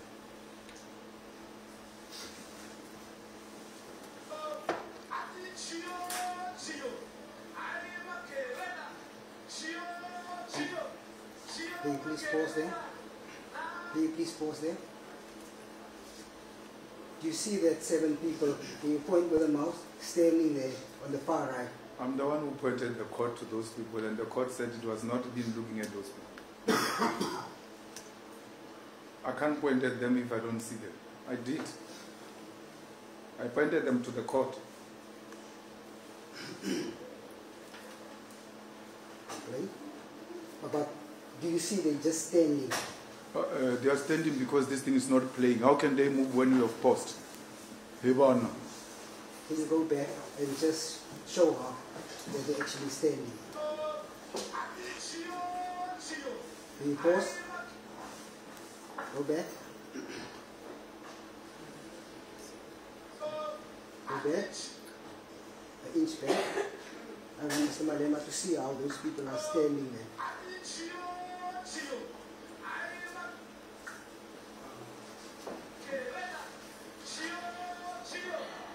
Do you see them just standing? I see them. They are not standing. There's movement amongst themselves. It might not be as visible as you want to us to make that observation. They are not standing. These people, when you look at them, your worship, as they are now, when they pause them, they are together as a group, isolated. Obviously, they are busy with something else other than what we are doing here. That's why they are not with this crowd. They are there, doing their own thing. Do you want to come to the bigger screen to look at it? I see them very well. It can't change. My vision can't change. Those people are a group of people who are moving around. As to what they are doing, I don't know. But they don't look like they are part of the crowds. That's why it is doesn't come as a shock when they move around and do whatever they want to do. But at least we're all in agreement that no one is running away. I want to put it to you that they are just standing still. Nobody's moving before you fire that shot. They are standing still because you pressed pause. Can you play? Can you stop? We've unpaused it now for you. It's paused. What do you mean we have unpaused it? It's paused. Can you play? Can you see it's unpaused? No, those people have got an activity, my brother. Whether you like it or not, they've got, look at how they were now. They are pulling away from each other like this. They are engaged in an activity. They are not part of this. They have got their own activity. The bottom line is, Mr. Malema, they are remaining on the same spot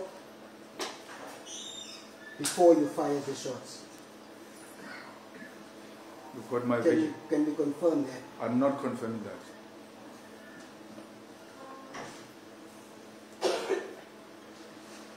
Hold that.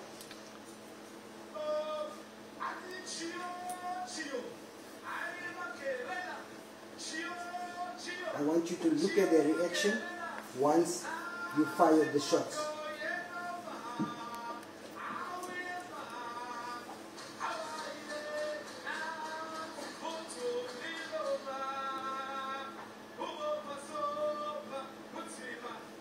Can you pause? What did you see when you started firing the shots on the video? Nothing. I'm saying to you, and you can take whatever decision you want to take. You're showing me some people in some corner. A shot is being fired from a stage. Do you see anyone running away from the stage? Where the shot is being fired from? Do you see anyone running away from the stage? Right immediately where the shot is being fired from. Do you see anyone running away? I'm showing some people who are engaged in some activity on the sideline of the event, and I must be answerable for them. I don't see anything. I see people on the stage, I see people in front of the stage. None of them act in a terrified manner. None of them ran away. The stage is still intact. Are we looking at the same video, Mr. Malema? We're looking at the same video, yeah.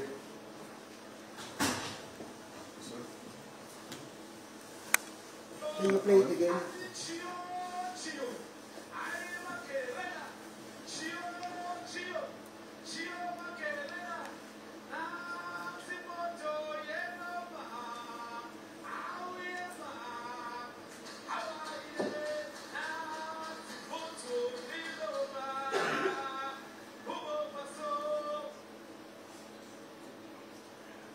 Yes, you can go back, sir. No, I don't want to go back. I want to point. Before the shots are fired, this is the man who's standing here. Yeah. After the shots are fired, this man is still standing here. Before the shots are fired, Mam Kaula is dancing here. After the shots were fired, Mam Kaula is standing here. These are human beings who should react. What is more important about those people than the people who are immediate next to the action? What is this selective way of wanting to arrive at the justice? I'm not pointing at people in the periphery. I'm pointing you to the people who are next to the activity. You can't point at one of them as running away or moving away or anything of that sort. So I'm not going to be answerable for people that I don't even know what they are there for.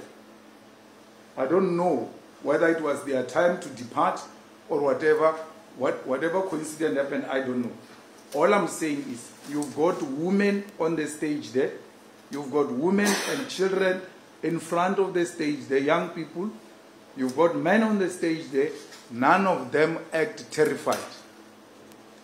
Even the man who leads the song, Your Worship, he doesn't, when he hears what is so-called shots, so he sings the way he was singing. Nothing changes in his voice. Because he must react if there is something that is unusual happening. Mr. Malema, we will keep these proceedings very short if you answer the questions the way it is being asked by you. We are going to get to the people on the stage. We are only referring to the people there on the far right, as pointed out to you, the 7 people who are standing there. I think my little friend has exhausted this line of questioning. It's going to get us nowhere now. It's going to be a matter for argument with respect to it. You may proceed, then I will make a ruling if it's repetitive. Let me tell you, there is no one who can tell me how to answer questions. No one. Not even a hanging judge can do that to me. No one. It's not going to start with you. It has never happened. I'm answering the way I want to answer. Which direction are you moving from that stage? Which direction are you moving? You are moving to the far right. Is that correct? And you are also firing shots towards the right where those people are standing. Can you confirm that? I'm not firing any shots, by the way. There's no shots I'm firing. So which shots am I going to say I'm firing them from the far right? I'm not firing any shots. I've never fired any shots.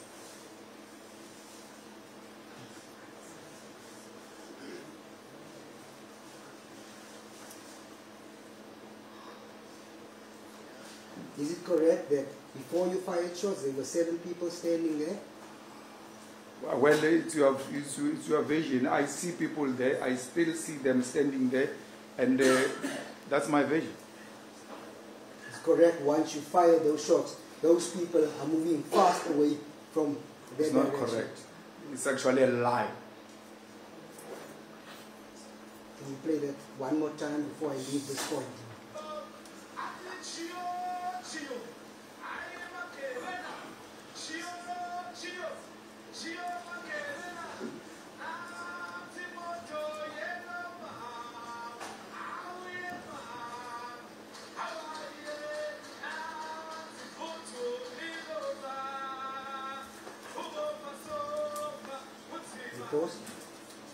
Can you confirm that after you fired shots, there's nobody there again? Those people are no longer there. It's not true. They are there. Where do you see them? Those people are there. One of them is still, the camera is still showing the one of the people that you are pointing at. You said nobody's there. So I wouldn't know off camera where those people are. You wouldn't know yourself. You wouldn't know. If they are off camera, whose problem is that? Can't be my problem. But no one has been moved because I fired shots. It's not true. No one has said that. You are actually assuming by looking at a movie. Did you have your own firearm there on the night in question? No. I had subs with me. Why do I need a firearm for?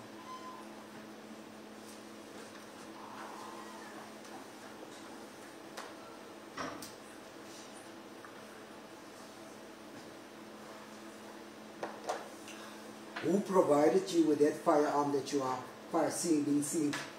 I don't. Shots? No, I've never accepted that I see a firearm there. I'm saying to you, I wouldn't know whether this is the part of the rifle or not the part of the rifle. My concentration has always been about the charge you have put before me, and the charge before me is the rifle. I've not paid attention to that. If I discharged a 9mm pistol, in this picture should have been charged with it, and it was supposed to be brought to this court, then I will know that I've got a duty to prepare myself on this aspect because I'm being charged with it. So to me, it's non-issue this. Mr. Malema, you are being charged for discharging a firearm in a built-up area. Mm-hmm. That's exactly what that represents when you're discharging that. You brought a firearm you are alleging I discharged at the stadium. You didn't bring this one. Bring it now. Let's see. The firearm you are alleging I discharged in an enclosed area is the one you brought to this court. And then I brought the one that I discharged on that day.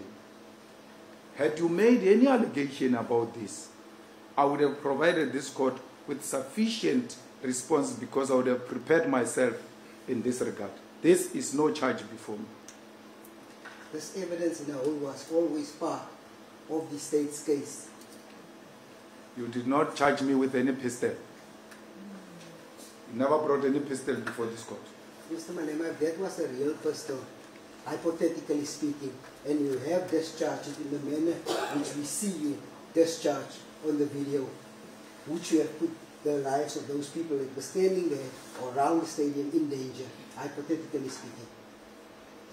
I will not have put anyone's life in danger because I will never have done that. Not even in a dream I can wake up. If I dream like that, I wake up immediately. I will never put the lives of our people at risk. My Lord, these are not people, just people to me. These are EFF voters. Why would I put the life of a voter at risk? I need that vote.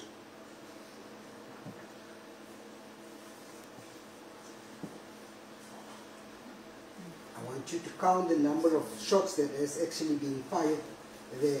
Can you agree that it is indeed between 14 and 15 shots that has been fired there, as has been testified by the expert of yesterday? Or do you want to listen? I'm going to play it again, yes, so I can count.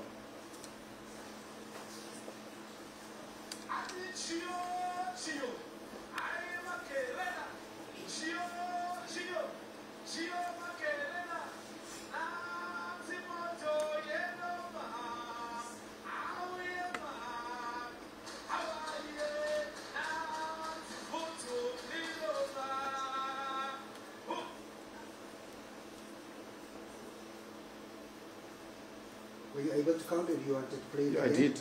Yes, how many? 20.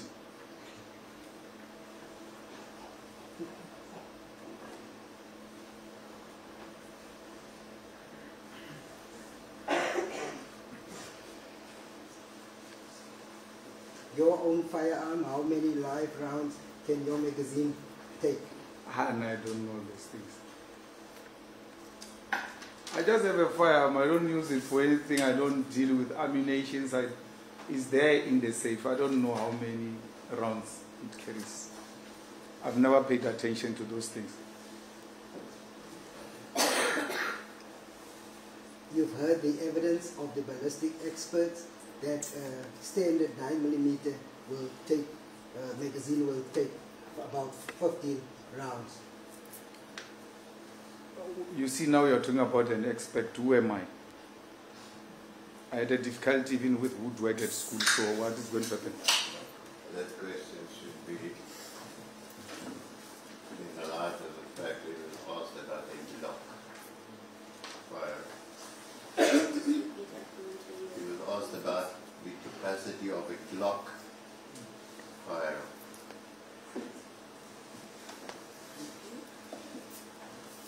Thank you for that, Mr. Matthews. The evidence of the ballistic expert was that a Glock, a standard magazine of a Glock 9mm firearm, takes about 15 live rounds. Your Worship, I don't know what is a Glock. All I know, my firearm is written Taurus on top of it. If you go into descriptions, I wouldn't know what is it for. And I'm not interested in the business of those things. I'm in the business of politics, not of firearms. Ballistics will know, and I can't argue with such an expert input. When you accepted that particular firearm, did you look what type of firearm it was? Which one? The one that we see. I never said I accepted any firearm.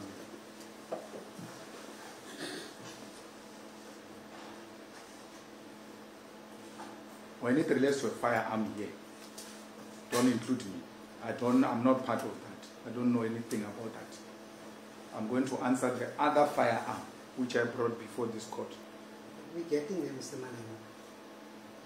I want to put it to you that that is indeed a real firearm that you are using right there, endangering the lives of those people who were standing there. It is your failed version. Incompetent, incoherent version. With no little bit of proof. An abuse of prosecuting powers. The people on the stadium, you said yesterday, they were all members of parliament, and one is a senior counsel. Is that correct? I never said they were all members of parliament. I said there are some members of parliament. And one of them is a senior counsel of the bar, who will not have witnessed a crime being committed and not reported because the bar will debar him. The gist of your evidence was basically that it's not nobodies that's standing there, it's important people that's on that stage. Is that correct? And the revoking of parliament is to say to their lawmakers there, who ordinarily would have to respect the law. And when a crime is being committed, they are duty bound to report it. Otherwise, that will be against their oath of office.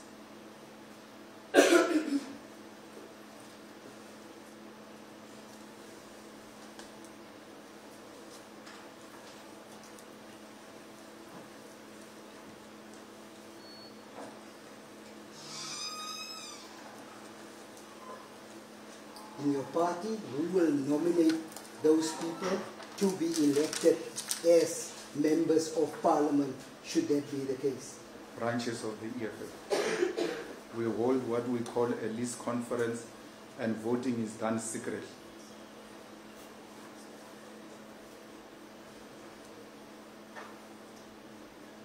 Your Worship, I'm also subjected to the same process where I throw my name and people still have to vote for me to go to Parliament, members and branches of the EFF. By virtue of being its president, it's not automatic that I will go to Parliament. After being elected in an elected conference of the EFF, when elections come, like they happened now, we go to what we call a list conference. And all those who have interest to go to Parliament gets voted by those people in the list conference of the EFF. Some of the people on that stage, are they also your close friends, personal friends? There is no close friend or personal friend of mine. I'm the only child with no parents. I don't know what a close friend is. Many of them I regarded as close friends sold me out. So I play nowhere close to that concept of a close friend. I came alone. I will live alone.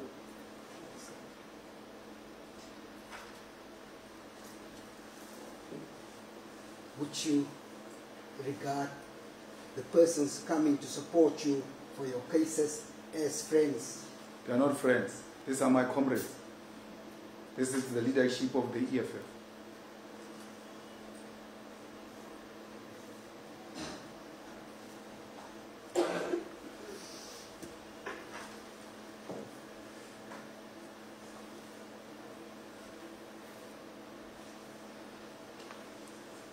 I want to put it to you, Mr. Malema, that it's highly unlikely that any of those people that is on that stage would have reported you or would have laid a charge against you, as you want to claim that they should have come forward. What stops them? Your Worship, what stops a senior counsel to report me? What will I do to a senior counsel? These are not laymen. These are not job seekers. These are not my garden boys and domestic workers. I'm giving you an example of a senior counsel, well-seasoned senior counsel. If he wants to create an impression that they were scared of me, why would the senior counsel be scared of me? The person who sings, who's leading the song, by the way, with a microphone, is a doctor. It's a PhD doctor, a thinker of note. It's no layman.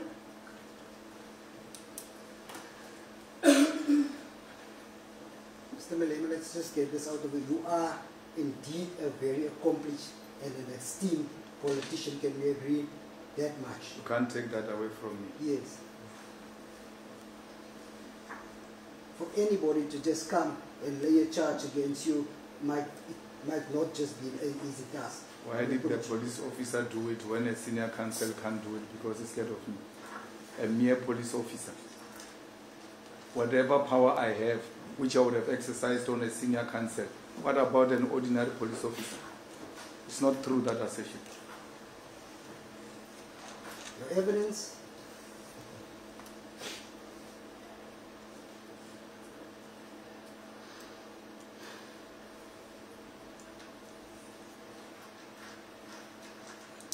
The evidence was that reason why all this was decided upon was to put up a show and to entertain the crowd. Is that correct? Yes.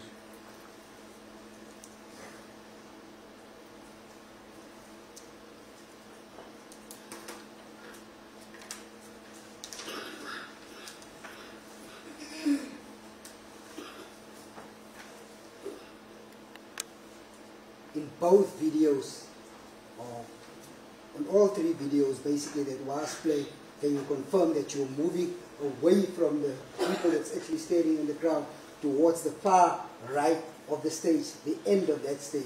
Absolutely.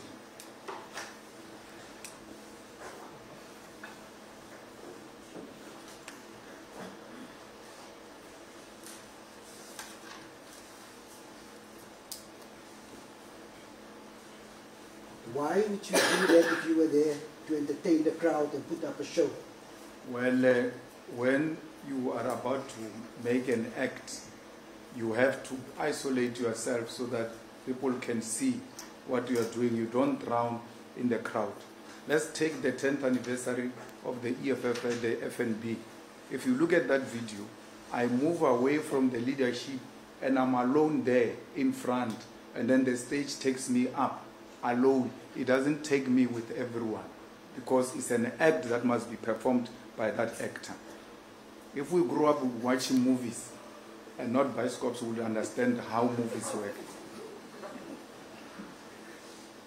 Is it correct, the act that you're just talking about now, you said you moved to the front in order so people can see you right there in the front, and this stage is now going to go up. Is that correct? Yes.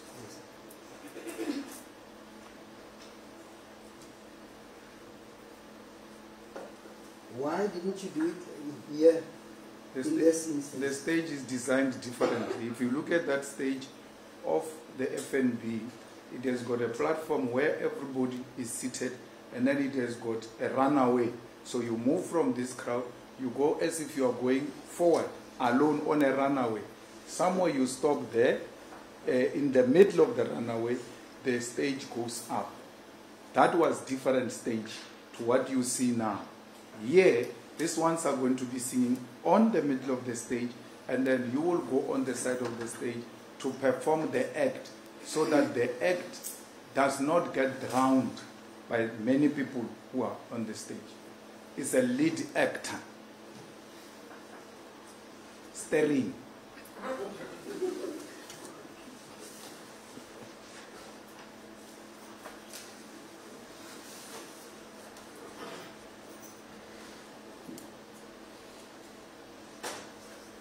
What's the point then of that if you have to go right to the corner of that stage where very few people could actually observe what you are about to do? But you are not there, you don't know if very few people can see what I'm about to do. 1, 2.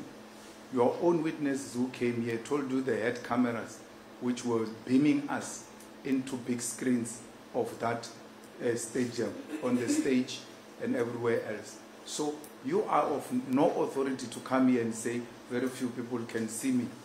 You were not there, I was there. And I can tell you the act was carried properly the way it was designed and was viewed by the people that we were targeting in that stadium. So no few people viewed that act. Cameras, by the way, your worship, are there for that purpose.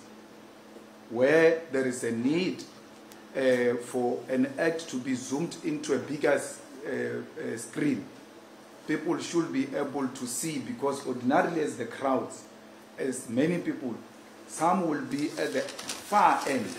So even if you are to perform it right at the center of the stage, without cameras and the screens, a lot of people may not see what you are doing.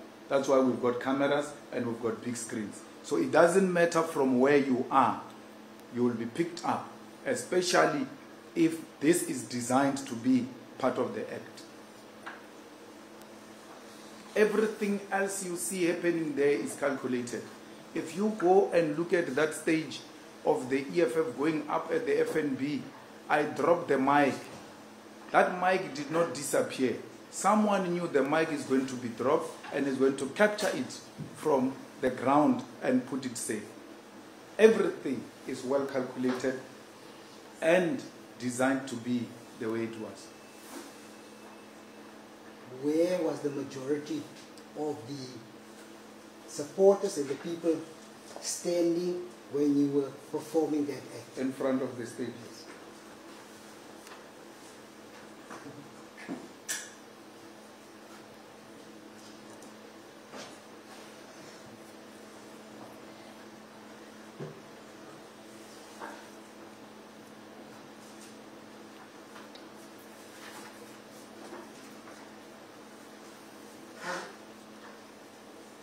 Are you able to estimate how many were in front of the stage? You can make a rough estimation. I said 20,000 yesterday.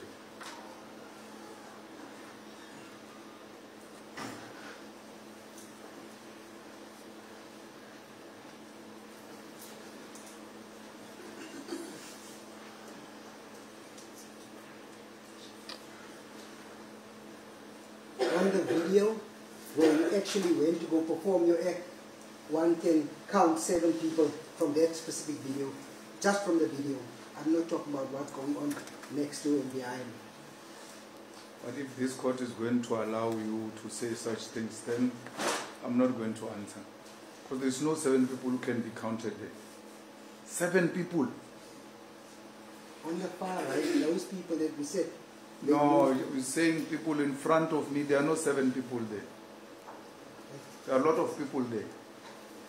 On the far right, sir, on the videos it's standing there where you went to go perform this specific act. What we count there, the ones that moved away are 7. I never went to perform this there. I never. I performed this in front of the stage, and that which you see at the end of the pitch is not the front of the stage. That will be misleading to the court. I'm in front of the stage. Those people are not in front of the stage. That's why the videos are misleading. They make you see people as if they are at one place. They are not at one place. If you play this, you will see the corner of that stage. And that corner of the stage was not reaching the end of the pitch. It was in the middle of the pitch. Those people he keeps on referring to, they are almost at the fence that divides the grandstand and the pitch. They are not in front of the stage, those people. The people who are at the front of the stage are the ones I was showing your worship on the screen. Those are the people who are in front of the stage. Why don't you just fire towards their direction if they are standing there? It's none of your business. It's my business where I fire from. It's my event. I can even fire under the stage if you so wish. I decide how I'm going to perform it. It's none of your business. You have no business with how EFF conducts its business. As long as it's lawful and it doesn't violate any law, where do you come in? Ungenapi? Mr. Malema, the only logical explanation as to why you did that is because you knew that those firearms were indeed real firearms that you've used there. An incompetent, incoherent, inferior prosecution is what you are trying to prove here. An abuse of power. You will not win with me. This act can be performed anywhere. I can even go and perform it on the grandstand if you wish. Anywhere. There is no prescription by the law. That's why I'm asking you, where do you come in? There is no law that says you must perform it here, not there. Perform it there, not there. I can go anywhere I want to do this, where it will have a maximum impact, where it will not drown in the crowd. I will still perform it. I write my own script. Ms. Tana, can you go to the 3rd video, please? The viral one.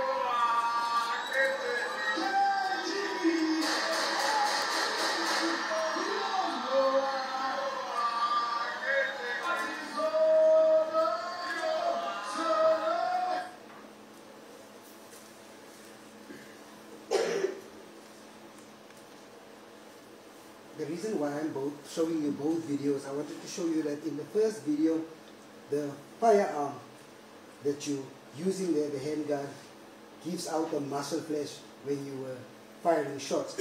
In this video, the other rifle, the rifle that you're using there, also having a muzzle flash when you're firing that. Did you see that? Mm-hmm.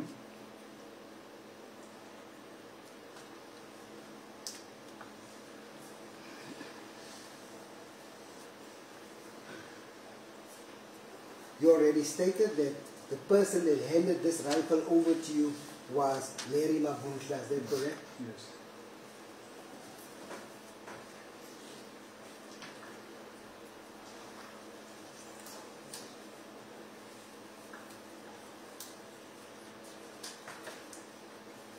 Larry Mabuntla is not seen on the video how he hands over this rifle to you. Is that correct? Yes.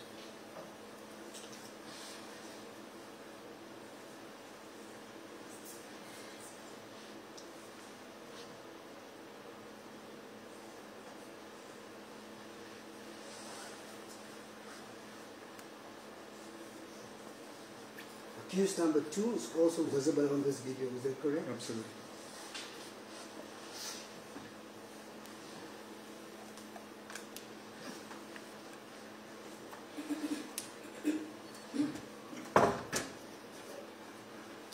Was he there as one of your personal protectors? No. In that capacity? No.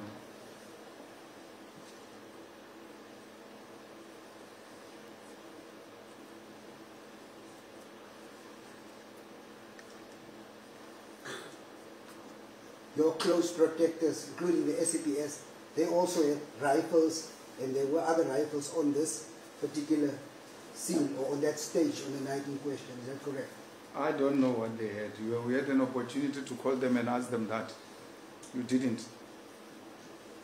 I don't know what kind of weapon they were carrying. They wrote there for you, described what they had. I don't know. It's not my business. In fact, as regard to the exhibit, the statements were, should none of them say that they had rifles. They said they were allocated rifles, but as far as I remember, because I've been in 2 years, should none of them say I had a rifle with me. So I don't think so.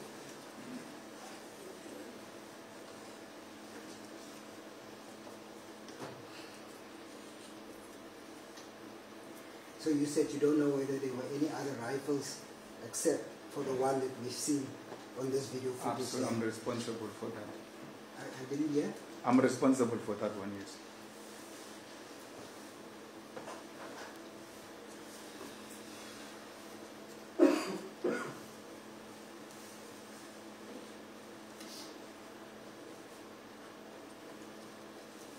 From the time when you arrived there up to the time when you left, nobody else that you know of, or do you know of anybody that fired shots at this particular stadium, apart from what we've seen here in this video? I'm not the Holy Spirit. I won't know if there was shots fired before I arrived, shots fired a night before, shots fired after I left. I wouldn't know. But for as long as I'm concerned, this is the only act we carried out. Any other thing, I'm not responsible for it. I don't know.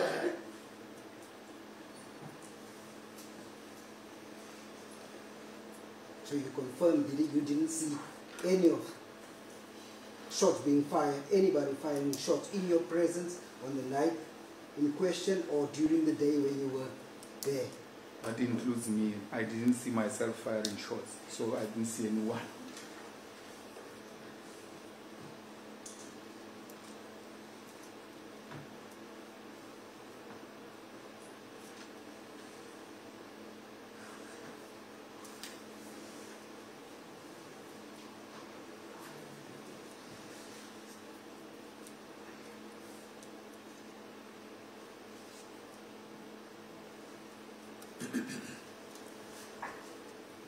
You're the only one that actually fired shots during that day until 2 o'clock when you left that stadium. Those things of toys are called shots, you are right. I don't know how they get described.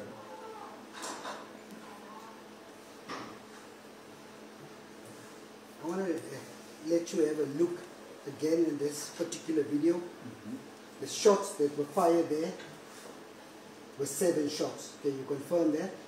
I don't Or do you know. want us to play it again? Let's play it.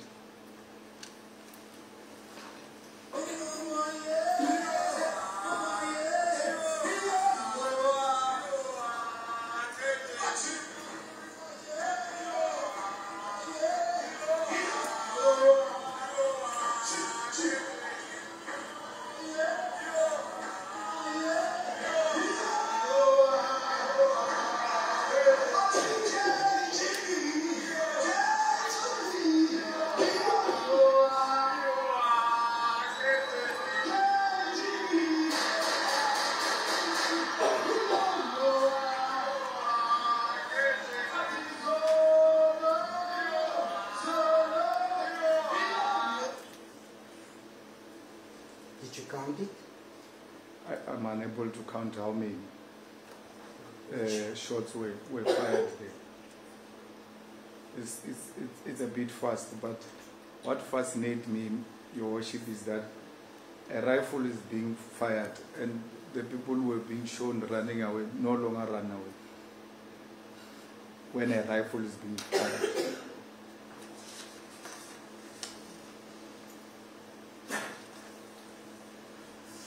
Because I will assume rifle will have a more powerful, more intimidating sound than the 9mm pistol. So you don't see anything like that with a rifle, which has been suggested earlier on with the 9mm. But if you say 7, I take it from you. I can't argue it very much. That was also counted, this exact same number was also counted by the expert that testified yesterday, Mr. de Klerk, that it was indeed 7 rounds of fire. Absolutely. He must be an expert now, as you quote him, and be an expert throughout, even in your argument that he is an expert. Accept that. Mr. Malema, I want you to look at that video. I want you to see that once you fire the shots, during the firing of the shots, the reaction after you firing the shots, and then you also describe to me what exactly you see when you look at accused number 2 and this person that you refer to as Larry Mavunkla, and describe it as how you see it. Your Worship, am I allowed to go? Yes. And then where I want her to pause and explain, and I can ask her to do that. Yes, you can. Okay.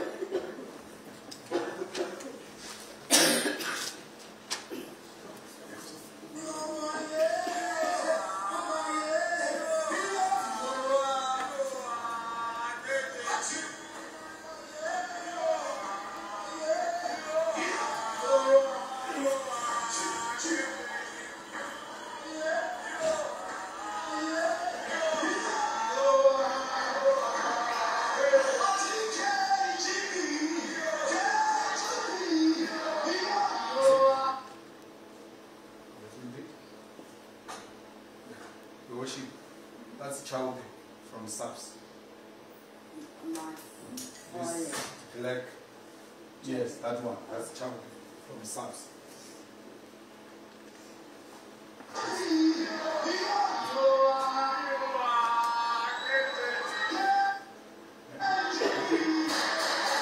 So, where's the white man here? I go in there with that rifle. Who is behind me and where's the white man? Why? So, in between the firing of this and handing it over, the activity is between me and Larry. Larry is this one with a jacket that has got yellow thing at the back. That's Larry Mabunda, who I have an activity with off camera. And we both come into camera with Larry Mabunda immediately after me because he has handed it over and then followed me. The white man comes after.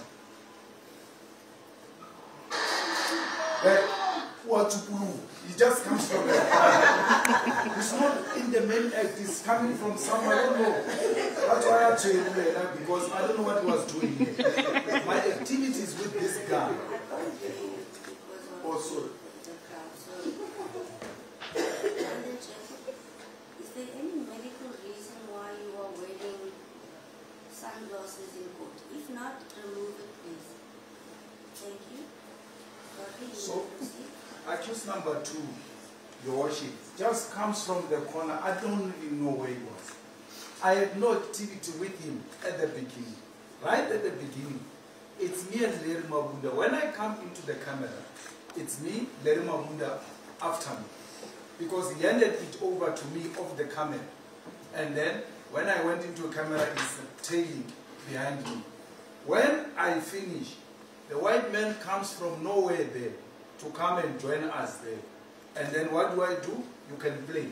Then I hand it over to Larry Mabunda. Stop. Larry Mabunda's hand is here. It's in the street. Where's the other hand? What is it doing? So this is where Larry Mabunda lives with the facilities. So are you saying you handed it to Larry? Larry. He's the one who gave it to me. I shoot. I turn. When I turn, the white man comes to me. Then Larry is already there. He joins Larry. You were not scared when you saw the white man come? No, I know him. I went with white people. I made a look at my team here. So that was way 2008. So Larry is right behind me. Me and Larry have an activities before. Me and Larry have an activities after. Then Adrian is there. Then Larry takes the thing. They both leave. Nowhere did I have any form of exchange or anything of that sort with accused number 2 on the stage, off the stage, outside the premises, anywhere where he facilitated the handing over of a gun, somehow, somewhat, to me. You can go back. It's not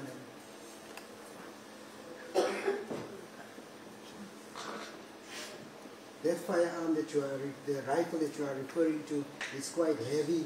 It looks identical, almost like the one, the SPA 249. Is that correct? It's very heavy. They're toy. And if you doubt, ask your worship. It's very heavy. So, what you are saying that in this picture where we actually see Larry Mabunsla's hand, that's the one thing that I wanted to ask you about. You only see the one hand which he having close to his mouth. The other one you are now saying basically is that your evidence that he had this particular blank firearm in his hand. Larry Mabunda is no ordinary man. He's a highly trained police from Cat Assault Team, the second highest level in the police force. Larry Mabunda was regarded as #1 best shooter in South Africa. Guns are his things. It might be heavy to me, to your worship, to you, but not to a man who deals with these facilities. Actually, he can shoot it with one hand. You see, me, I'm carrying it with 2 hands. Larry can shoot that thing with 1 hand, real firearm. You can put an egg there and ask Larry to shoot it, he will shoot it. The way I view, you are allowed to disagree with me, Mr. Malema. The way I view that video is that when accused number 2 came, he moved forward intercepting Larry Mabunda, and he was actually the one standing just slightly before you. How can replay it? Let's replay it. Can I go back? Yeah? Yes, please.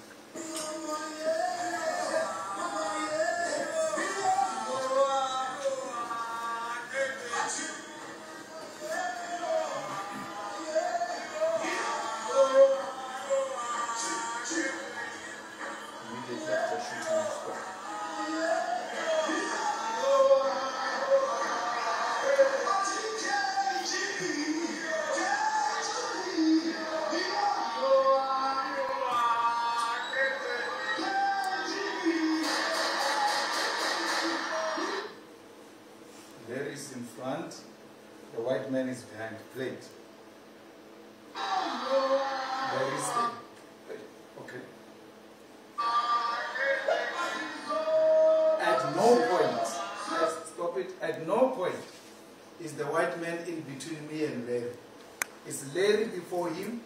Even when they leave, Larry, to show that he's the one who was in front of him when they were looking at me.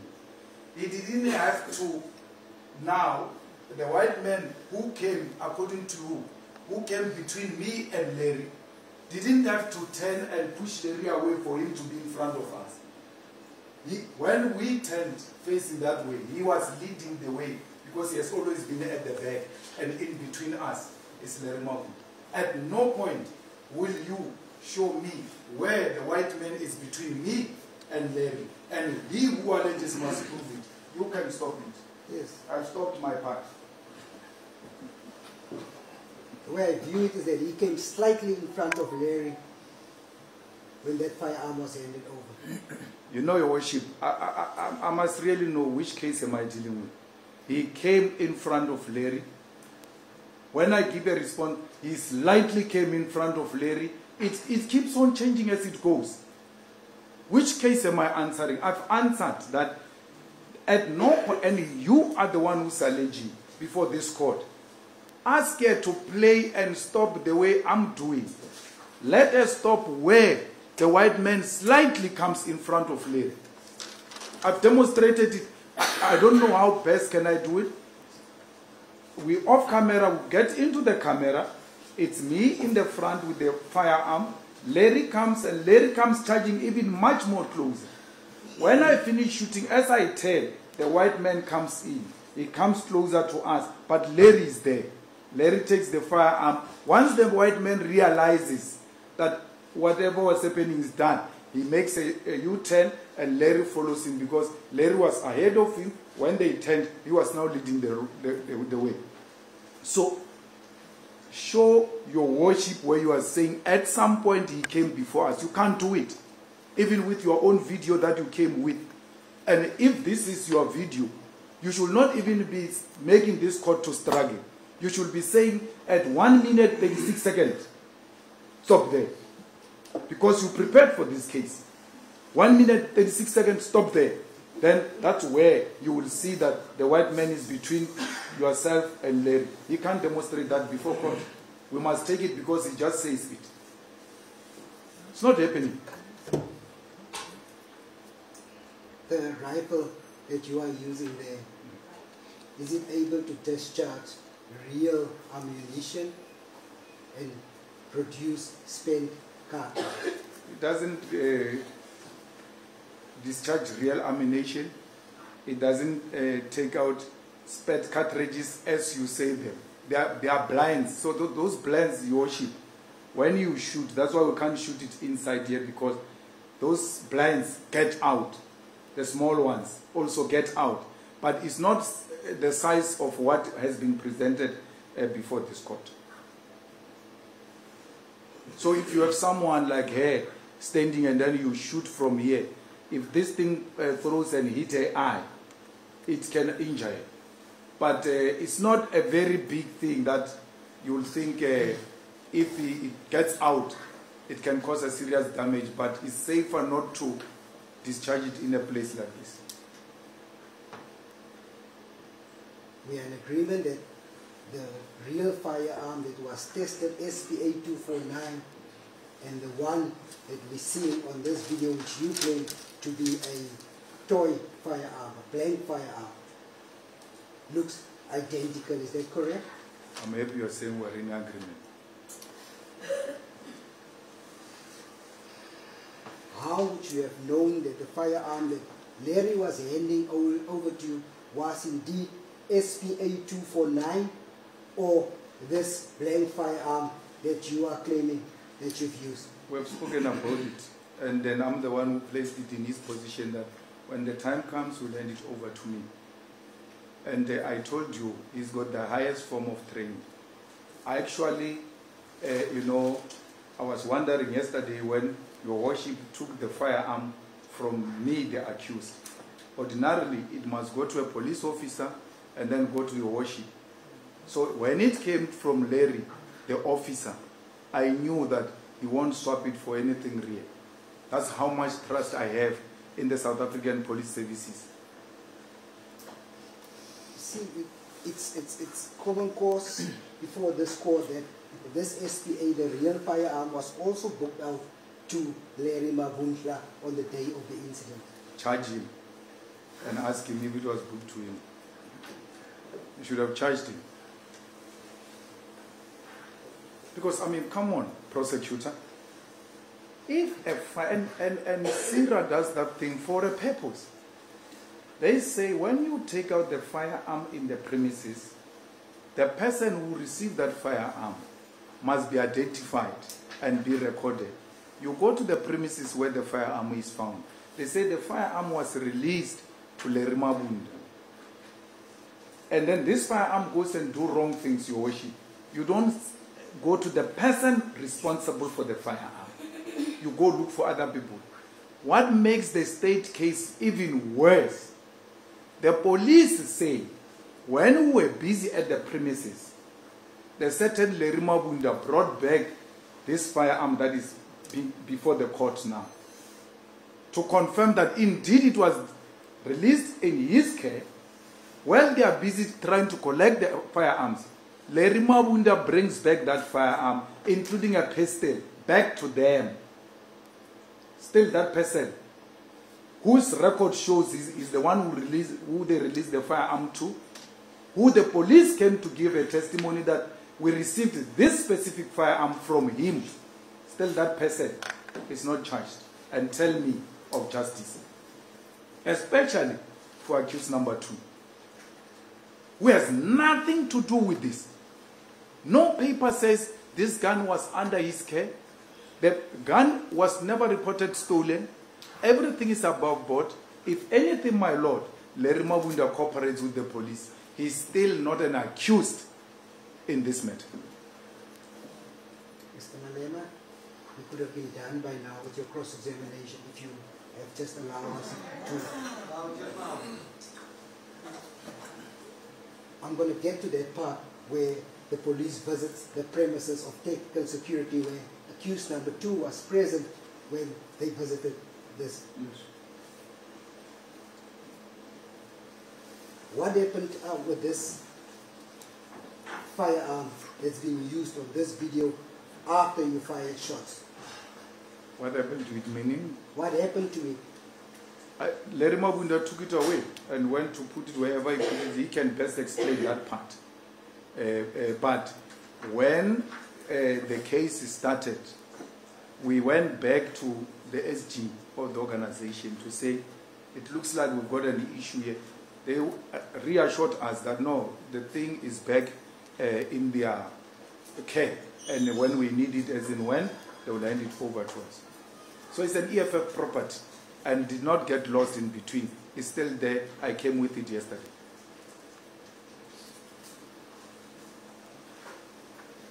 When the police visited the premises of technical security, the person that was present when SP-249 was presented to them and the 9mm Glock was accused number 2. You've heard that evidence, is that correct? He might have been present, but the police officer brings Larry Mabunda's name. He says, while we're still there, Larry Mabunda came with a rifle and a pistol. Please, prosecutor, you are the one who's more educated than me on these matters. This part you should not have missed. The accused number 2 was there when the first round of firearms were taken. Then they were brought back, and then the second one came. They came to take the second batch. In the second batch, when they were still busy, Larry Mabunda walks in with the firearm. He says, I'm told you are looking for this firearm. He gives them a firearm and a pistol. And then that's where we are. That's how this firearm ends up in this court. The real firearm. They were given by Larry Mabunda. So, Your Worship, a gun gets issued to me. Its cartridge is found somewhere that this gun was shot somewhere. No one comes to me to say, hey man, that gun that we issued to you was apparently used somewhere unlawfully. What is your account? That's the beginning of the case. You don't do that. You don't do that. If anything, you go look for a person who has got nothing to do with what happened. Yes, I'm right here because I'm in the video. I'm seen carrying something that can be confused for a gun. But this fellow has got no reason of being here. The bottom line of the question was actually when the police visited the premises of technical security services for the first time, they were only presented with these 2 firearms, the 9mm Glock and the SP-249, which they didn't want to take. I give up. Is there in the judgment of 174, and the lawyers must come in now because this guy is misquoting what really transpired. That's not evidence. We're going to go back and forth. The evidence was that they came and they fetched the batches. As Janssen, I think it was about to leave, Larry Mabunda arrived. They were in fact outside and said, I believe you're looking for this gun. These two firearms and handed them over to you. It's not that on the first occasion when the police arrived at the premises, they were only given these two. That is not true. This gun that is before the court was looked at a long time after the other guns were looked, because it was in Mavunda's possession in Johannesburg. That's the evidence of Yes. Janssen. Person, it's even stronger than that. If one has report, I read the record yesterday, is Exhibit J. It appears to be the report of Colonel Janssen and what was contained in there. How the batches were handed over, and one of the things just stated, how does the prosecutors do? Let's check the evidence then. Have you got your notes or Exhibit J? Or must I adjourn and check? Yes, Worship, I don't think much will turn on this. Worship, before you ask the question, you should have checked his notes, because it's an incorrect statement that he put to the witness. That's wrong.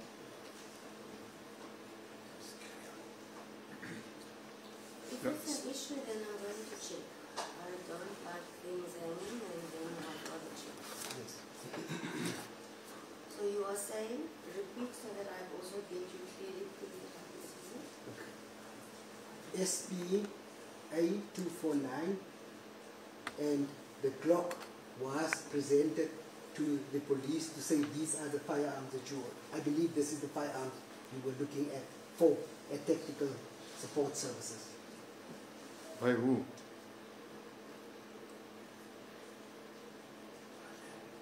By Larry Mabunda. Yes. You are closer now.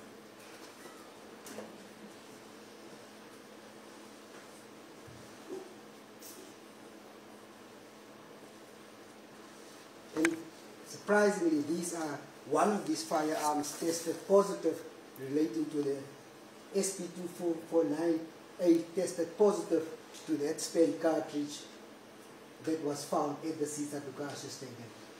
I hear from you. And you are the only one that has been seen on that night when this incident occurred, firing shots with a handgun and with a firearm resembling SPA 249. Resembling, yes. Not the real thing. I'm happy you put it properly. So the only inference that can actually be drawn that in this instance that you were firing that firearm SPA 249 and not the toy gun that you brought to court. The only inference with an objective prosecutor would have been Larry Mabunda must answer where was this firearm which we found its cartridge at a particular place. That's where we should have started. You don't start at the end. You start at the beginning. Whose firearm is this? Where was it booked out for? Under whose name it is? Why is its cartridge found here? Hey chap, what were you doing with cartridges at the Caesar Dukashe Stadium? Because this was issued in your name. None of that occurs. What happens? Cartridges are found. Whether they were dropped there, whether someone was playing games with them, we don't know. Were being made to answer. And the people who are responsible for the firearm are not being made to answer. I cannot answer about the cartridge. I cannot answer about that firearm you are talking about. I gave you my firearm. What purpose would anybody have to go put a spent cartridge belonging to a firearm to a company that accused number 2 works for there at the Caesar Dukashe Stadium? Hey, they will better know. Why would I know on their behalf? I don't know. You are talking about a political party. You are talking about a political leader here. And there are so many conspiracies that exist which we don't want to bring before this court. So don't want me to second guess why that cartridge was found there. I want to put it to you lastly that you were the one that fired SPA 249, a firearm that was actually linked to this offense. put my fingerprint on it, put my DNA to it, put it in my premises, put it on my body, put it in any of the papers or any of the witnesses that came here and said, yes, he was responsible for this. If you can't meet all of these tests, you are driving a different agenda and not the one of justice. You can't put me anywhere next to that firearm. Mr. Malema, would you still be, do you think your fingerprints will still be there if the police only went to go fetch those firearms in August at the tactical security, a month later after this incident had occurred? Ballistics will know, I don't know. We always arrest people through fingerprints. They say there is something called powder that is checked when you have discharged a firearm. None of that sort was checked on me. None. A person your worship, if Larry took that gun and gave it to me without following the law, Larry committed a crime. He must be held accountable. That you were negligent because you left the gun in the car and somehow Mr. Malema got hold of it and went to discharge it in public, or you gave Mr. Malema a firearm and he went to discharge it in public, or anything of that sort. It's not done. And you must tell me that's justice. Why are we starting at the end? Where is the beginning of this firearm? How does it end in the hands of Mr. Malema? How does it leave the premises of people who own this firearm? If Larry did do that, as you now state, regardless of that fact, you should have checked before you fired that firearm if it was indeed a real firearm or a dummy or toy firearm. I knew it was a toy. We were all together. If you have a problem of collegiality where you work, we don't have that problem. When a colleague is assigned an assignment, and this is how he's going to execute it, you have no reason, none whatsoever, to doubt that which is being presented to you. It's not just a colleague. It's a disciplined member of the force who served at the second highest level, who knows what discipline means and knows the implications of doing what you are alleging he has done. And why would he even risk it and do it in front of the police? You have no further questions for this witness. Nda.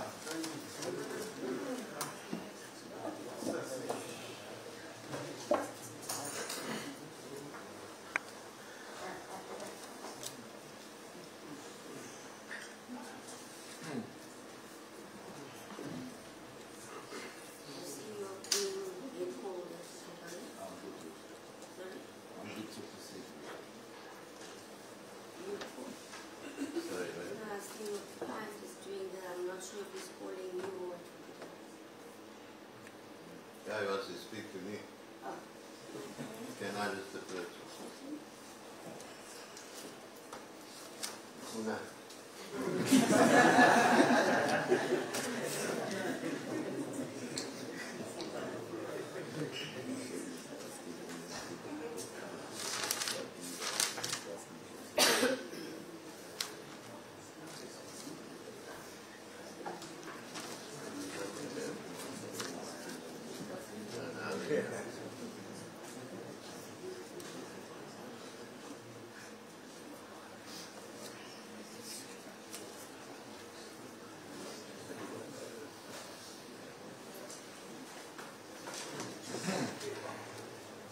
Client has very valid points. Already, but I don't think the witness before court is qualified to answer them because they pertain to a number of rounds and listings. Okay, but you can do that in your re-exam if you wish. Sure. During re-exam, or no, you don't have re-examination. Sorry. No, I don't do You it. can't do it. You have to keep quiet then. Thank you. Maybe you'll get a chance with Thank you. Mr. Malema, the allegations put to you, so I need to ask you a very straightforward question. Did you discharge any live rounds out of any kind of real weapon on the night of the 28th of July? No. Now, you were shown a video, video 1. In video 1, do you see yourself shooting any firearm of any kind in No. that video? Beg your pardon? No. Now, on the night in question, did you have permission to have a fireworks display? Yes.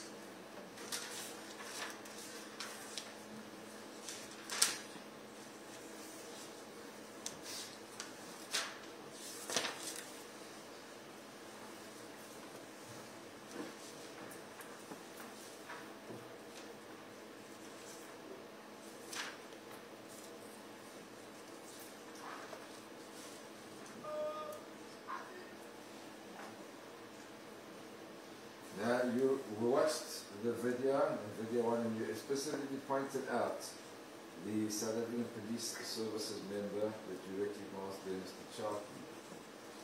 You confirm that that's him, the person who made a statement to this honorable Yeah, court. Chauke. It's now an exhibit before this court. And Mr. Curry.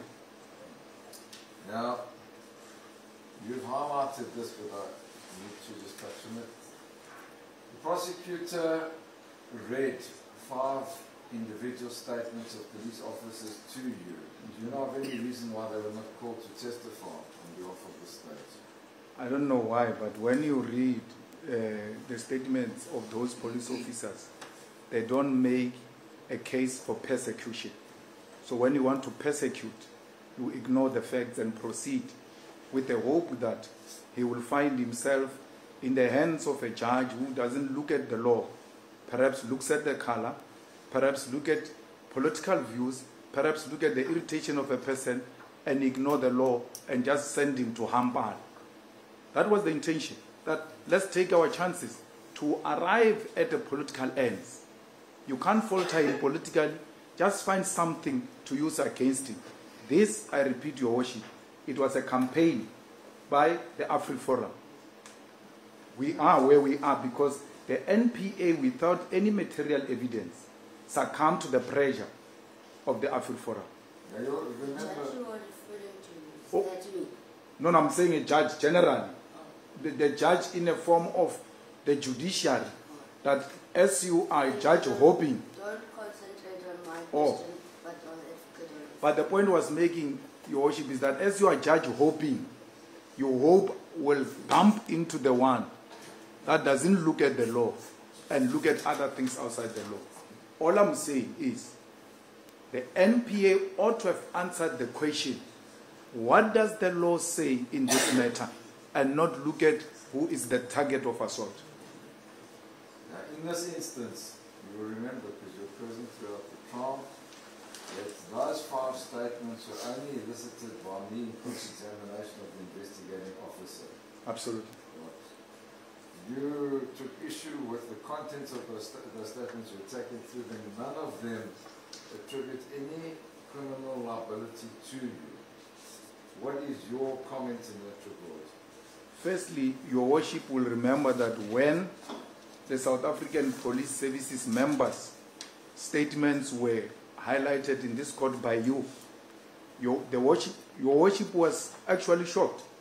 And that's why even in 174, the judgment says, I don't want to dwell much on this matter of SAPS, and I hope at some point the prosecution will speak much to it. I'm paraphrasing, I'm not quoting verbatim what Your Worship said. But why would people take an issue to go and collect statements in Pretoria and collect statements here in Eastern Cape of law enforcement officers and ignore them and not even bother to call them or bring those matters to the attention of Your Worship? Had you not pointed them out, this court would have made a ruling without taking into consideration that on the day in question, on the stage, there were members of the South African Police Services, VIP protection. Now, going back to the first video that you showed, and you're shown 7 people against the boundary wall. Now, the prosecutor calls it extreme right. If you look at the screen, it is the extreme left. But be that as it may, you're shown those 7 people with the cursor, the pointer on the screen. What were those 7 people doing when you focused on them? I really don't know, but though, if you look at those people, they are at the far end of the pitch, and with reflectors, either they are cleaners or some sort of service providers. They are ordinarily not part of the activity that is taking place. That's why they are isolated. But I said to your worship, because this thing is in a camera format, you're thinking everybody is at one place, and the distance between those people in front of the stage and those ones that you are pointing at is too huge. If anything, your worship, where those people are, between that fence and the stage, that's where the VIP marquee was. So that tent was between the stage and that side. If you look at through the entrance of that stage, if you look at it there, there is a white tent at the end there. I don't know if I can go to the screen to show your worship. Mr. Malema, have a look at this a bit. That's the photograph of.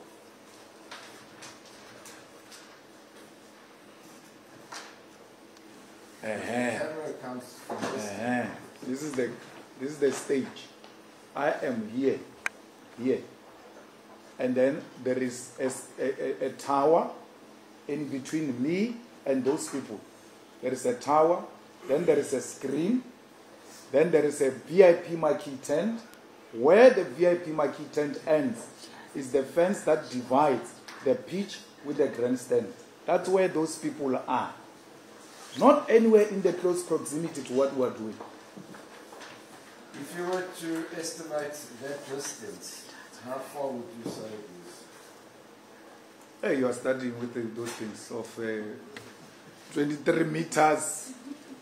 I don't know, but it was too far. That marquee tent was too big.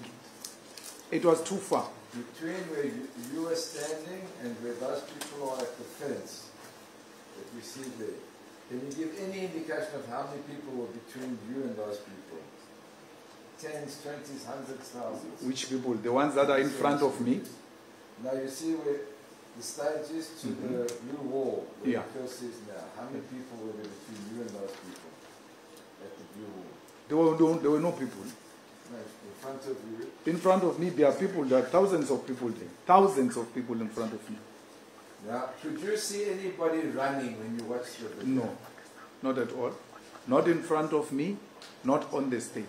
And even when the video plays, do all of the people go out of the screen or not? No, but equally, let's see, no one tends to pay attention to this scary thing. These are human beings. At the end there of the stage towards me, it's a comrade called Makaula. That lady who's there, she's, if I'm not wrong, you don't tell ladies' ages. She's almost 64 years old. She should ordinarily be scared by guns. I'm going to do something more particular. Yeah. Had you watched this video for half an hour before court started, would you have been able to answer the questions without playing the video in court? Which, were they not? When you requested this morning to go watch the video in the room, with accused number 2, would you have been able to answer the questions without the video being played in court? No. Bishop, that is not what we just said. He must go and watch the video in a room or whatever. I don't know why the French is putting it like it was going to be a private thing. It's not accurate. The record will reflect. I'm not even going to take it further. I want to go back to the university. Now, do you know why those people moved in that direction, as was pointed out by the prosecutor? I don't know. I really don't know. Why would 7 people of thousands just run away? You are splitting hairs. That's an act of desperation. Having watched the video, can you detect any indication of fear in those people? Nothing.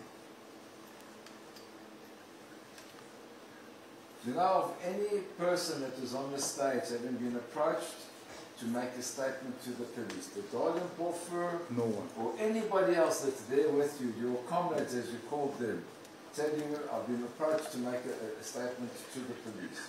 Not only Dalimbofi, I said to your worship, the guy who's leading the song is a prominent guy called Dr. Mbuiseni Ndlozi. He's a member of parliament, known for having woken up an ANC minister sleeping in parliament and called a sleepist. He's a well-known guy.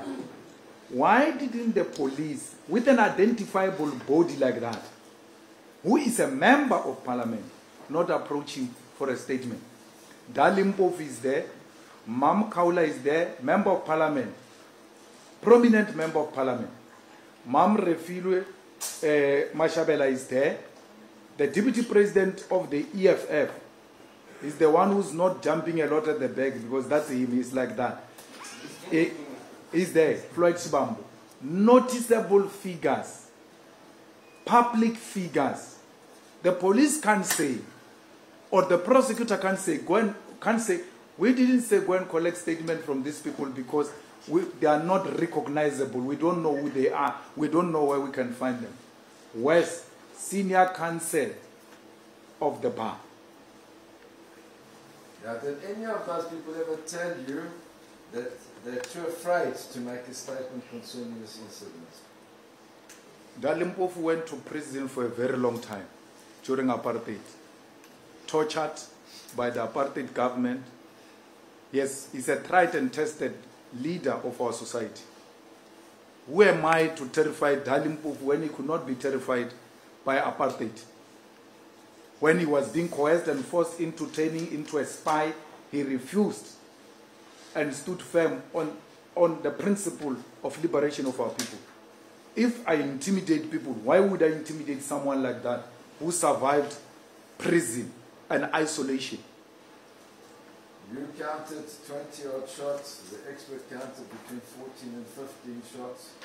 There was a further allegation of another 7 shots. Are you aware of any damage to any property or person arising from this incident, from all those? None whatsoever. And I will not give an accurate number of how many shots and all of that because really I'm trying to follow and I can't follow with how many shots were shot and all of that. It's none of my business. But how we explain guns also, the gunshots, where we come from, you'll be very scared. When you say hey, how many rounds were shot, we're like, doop, doop, doop, doop, doop, doop. Almost 30 foot. But the reality is that that gun might not carry that number because our heart skips a lot when we hear gunshots. So why should I be asked to be accurate on things I know nothing about? I'm a layman when it comes to guns. I'm no expert. And the expert spoke, and I accept what the expert said. Thank you, sir, for the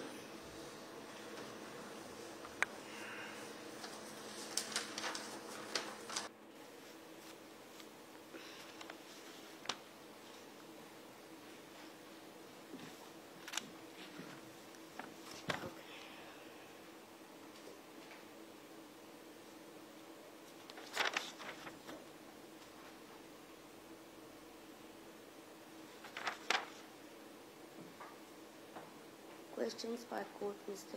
Malema. Thank you. While we are on the screen, it's just that it's been paused in my vision. So the person standing right at the entrance at the back, is it a uniformed police officer or who is the person that I'm seeing the eye? Your Worship, can I go closer? Yes?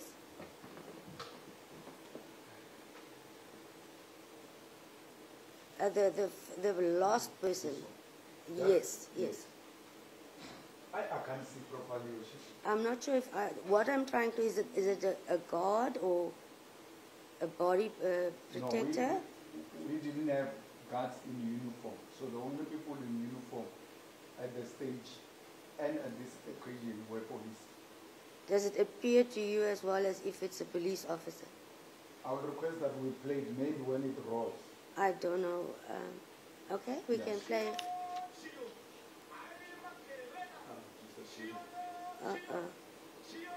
Oh no, okay, no, I can see now. Yeah, Now it's not a- it's the paused image is a Yes, different. Yes, okay, you can It's stop. not a police office. Yeah, no, it was clear when we played. That's fine.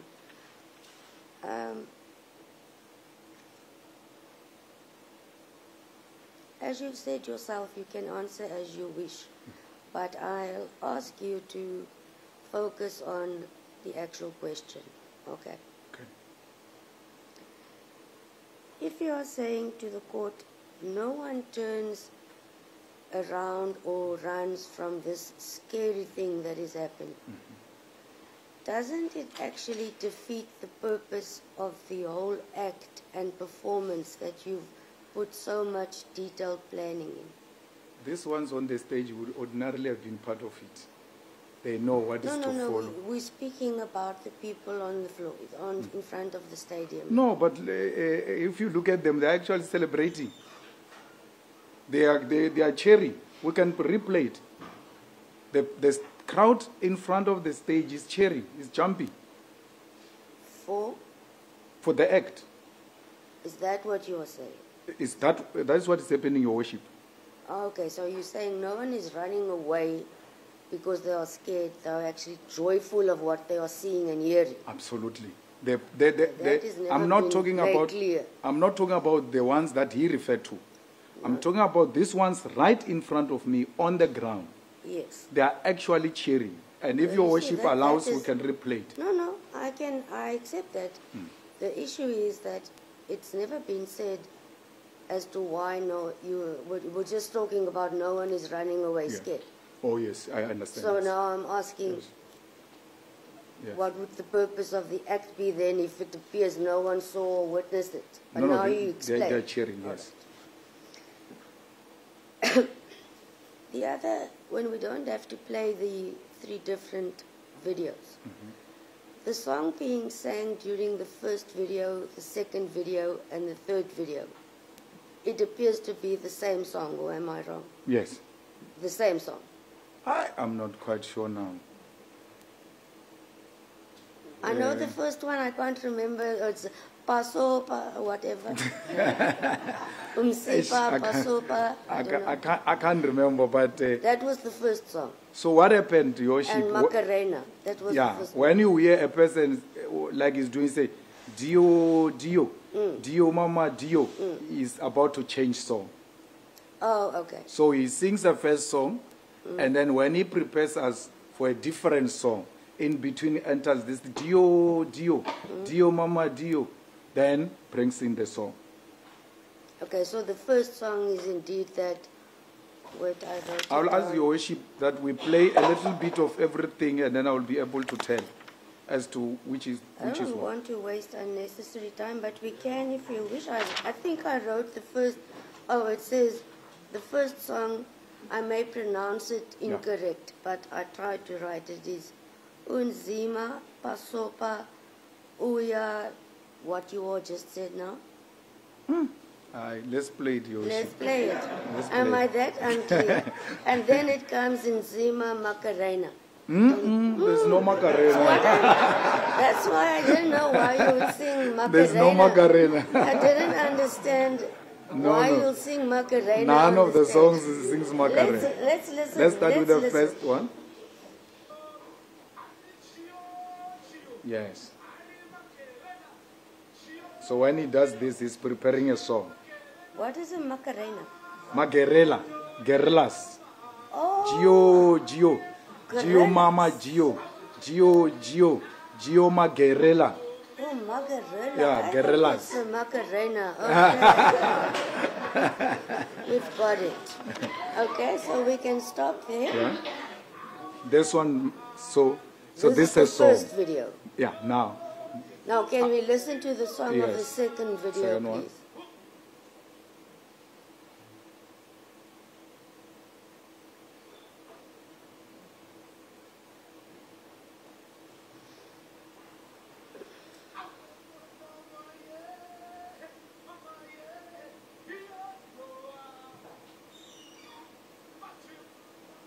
Yes, singing about KGB.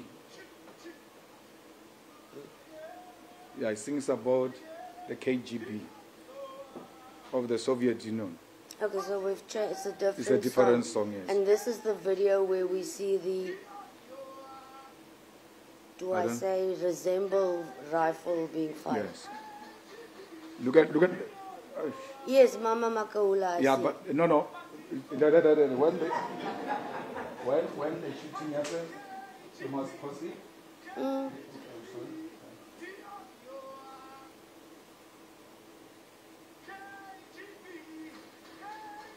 Look at this. Look at the hands. Yes. They are cheering. Yes, I see. Okay, we can stop there. Now, Mr. It comes back to the same first question is, your argument before court was, look at the ladies on stage, they are still dancing. They are not scared. They are not used to firearms. So, and no one is falling down. Okay. But if I get your evidence correctly, it was planned to the detail. So they should have been aware that that was going to happen. They are aware. At which stage? At what stage it will happen? They were aware. They are aware. So that's why no one is getting a fright. They are aware that there's now an act which is going to happen, because if you look at the longer video, Your Worship, I'm singing with them. Yes. Then when that part comes, I move away from them. So they will ordinarily know, especially the ones on the stage, that we are about to engage in an act. Yes, so that then the fact that they are not afraid or not familiar with it's because they knew what was going to come. They knew, they are the leadership, they knew on the stage. But the ones who didn't know is the masses in front of the stage. Okay. Now, was there a time arranged with Larry as to when he should bring this firearm on stage? They would have arranged, I wouldn't have that detail, but when the time comes, I get told we need to move to the other side to do what we agreed on. So in our organization, there is what we call the Secretary General, who is responsible for step-by-step of what happens. So they know by this time we move in this way, this time we move in this way. Even just leaving a stage, you get told we must now go off the stage, and this is the direction we're going. So they decide, they don't need your approval as to when you will perform the main act? They need my opinion, but they would have designed step by step. And I said to the court, a night before we go to inspect the stage, we inspect the sound system, we inspect the venue. So that's where it now gets explained that when you come in, you're going to drop off here. When you drop off here, you're going to find officials lining up like this. Then you're going to move from this area all around the stage until you arrive at the stage. When I arrive at the stage, if we're to play that video and we have time, you must look at the Secretary General of the EFF. In all the events, when I arrive at the stage, he points a chair at which I must sit. Just a chair, you are here. That's what happens. So it's simple like this. The organization works like this. So the Secretary General organizes everything. The Treasurer General pays for everything. The President speaks about everything. Okay. Let me just see if there was anything else that I wanted to clarify. Oh, maybe you can shed some light on my confusion here. Yeah. Because in the same breath, we are speaking about Larry having been signed out the SBA 249. And in the same breath, you are speaking about the second highest ranking SAPS official. What? So No. Where in fact now is he employed? With tactical services? Yes. He works Not for tactical, but he comes from SAPS. Is that why you... So I'm talking about his qualifications. That he's not just an employee of SAPS. He comes, of tactical, He comes from SAPS. Okay. And he retired at SAPS at the counter-assault team, which is the second highest unit in SAPS after that unit is the task force. Okay. When Yes. it was explained, it sounded that I couldn't establish if he was now still at subs or with technical No, response. no, no, no. All right. Now I get your explanation.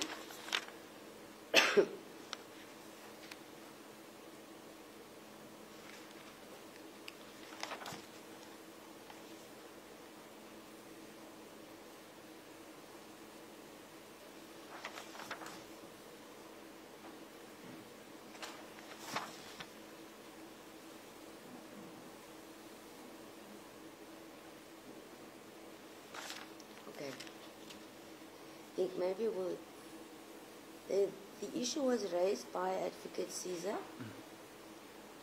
Whether it was done clear enough or not, and then I'm done with this questioning, is you explained there's no need to disclose or get permission from jock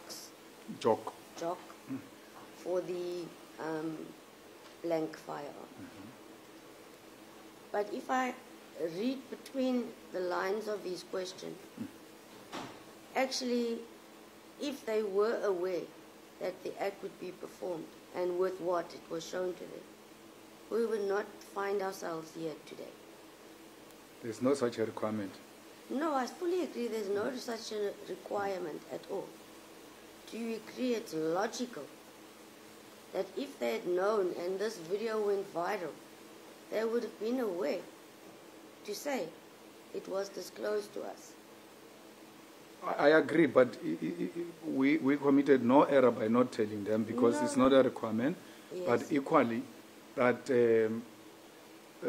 had it become apparent to them, they had a duty to consult with us and say, guys, there is this thing that they said happened at the stadium where we were operating together. JOG means Joint Operations Center.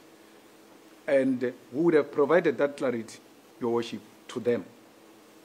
This is the man who was chairing our JOG.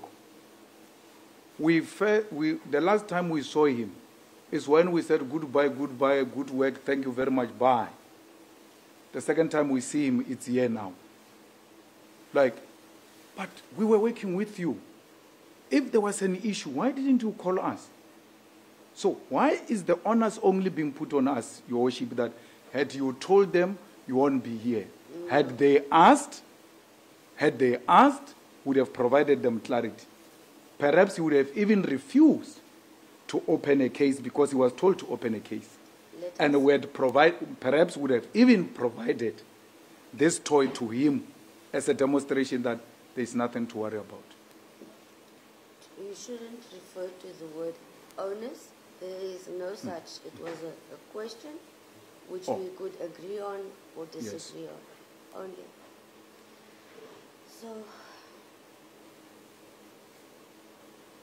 there's nothing that I have to ask any further. Thank you.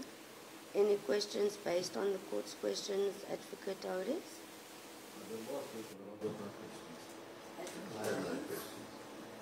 No questions, Your Honor.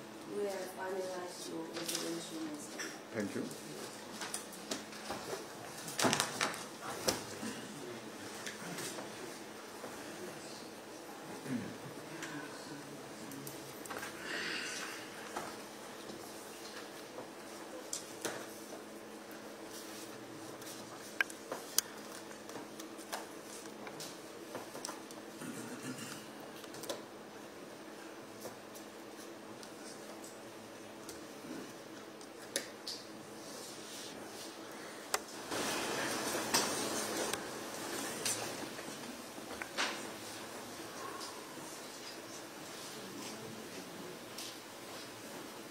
So that brings us to the end of the evidence on behalf of accused number 1, Umnumzana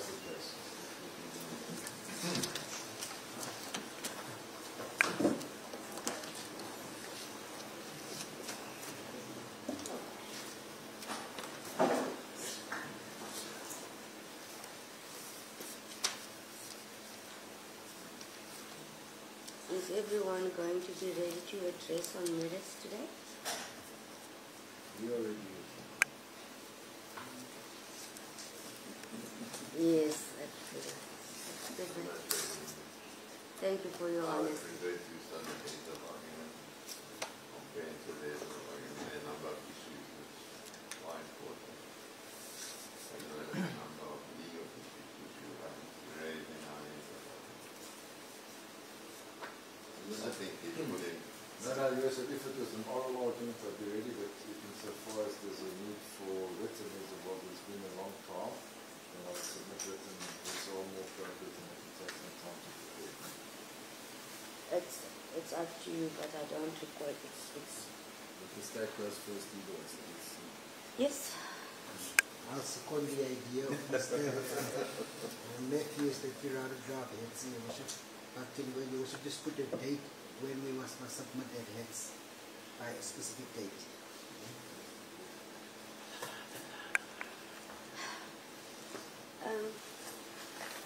I don't think you can give a date by, doesn't even have to reach me before the time, as long as it reaches all of you so you can reply on whoever addresses. But okay, can we pause the matter then, because we'll have to set a date now for address. As I said on the last appearance when we arranged dates, I'm not going to do so in full view of the public. I don't think it's anyone needs to know whether state, the defense, or the defense, or myself will be on any particular day or busy with what. So for that purpose only, I will do it in chambers, but we'll give you various options so that those options can be discussed with your clients and see if it suits everybody. Yes, I'll approve of that. Okay. Do we do it at 2 o'clock or do we do it now? We can do it now, I think they want to also leave and go back. Oh, then we can do it at 2 o'clock. I don't have a problem. We can do it now. No, that's why I'm saying we can do it at 2 o'clock. Just give me 2 minutes for a water break and we can follow. I think that Warrant Officers Pochter or Van Dijk will just show you around since they've enclosed the space here and swipe you in. I don't think that you need a swipe card. Thank you. all right.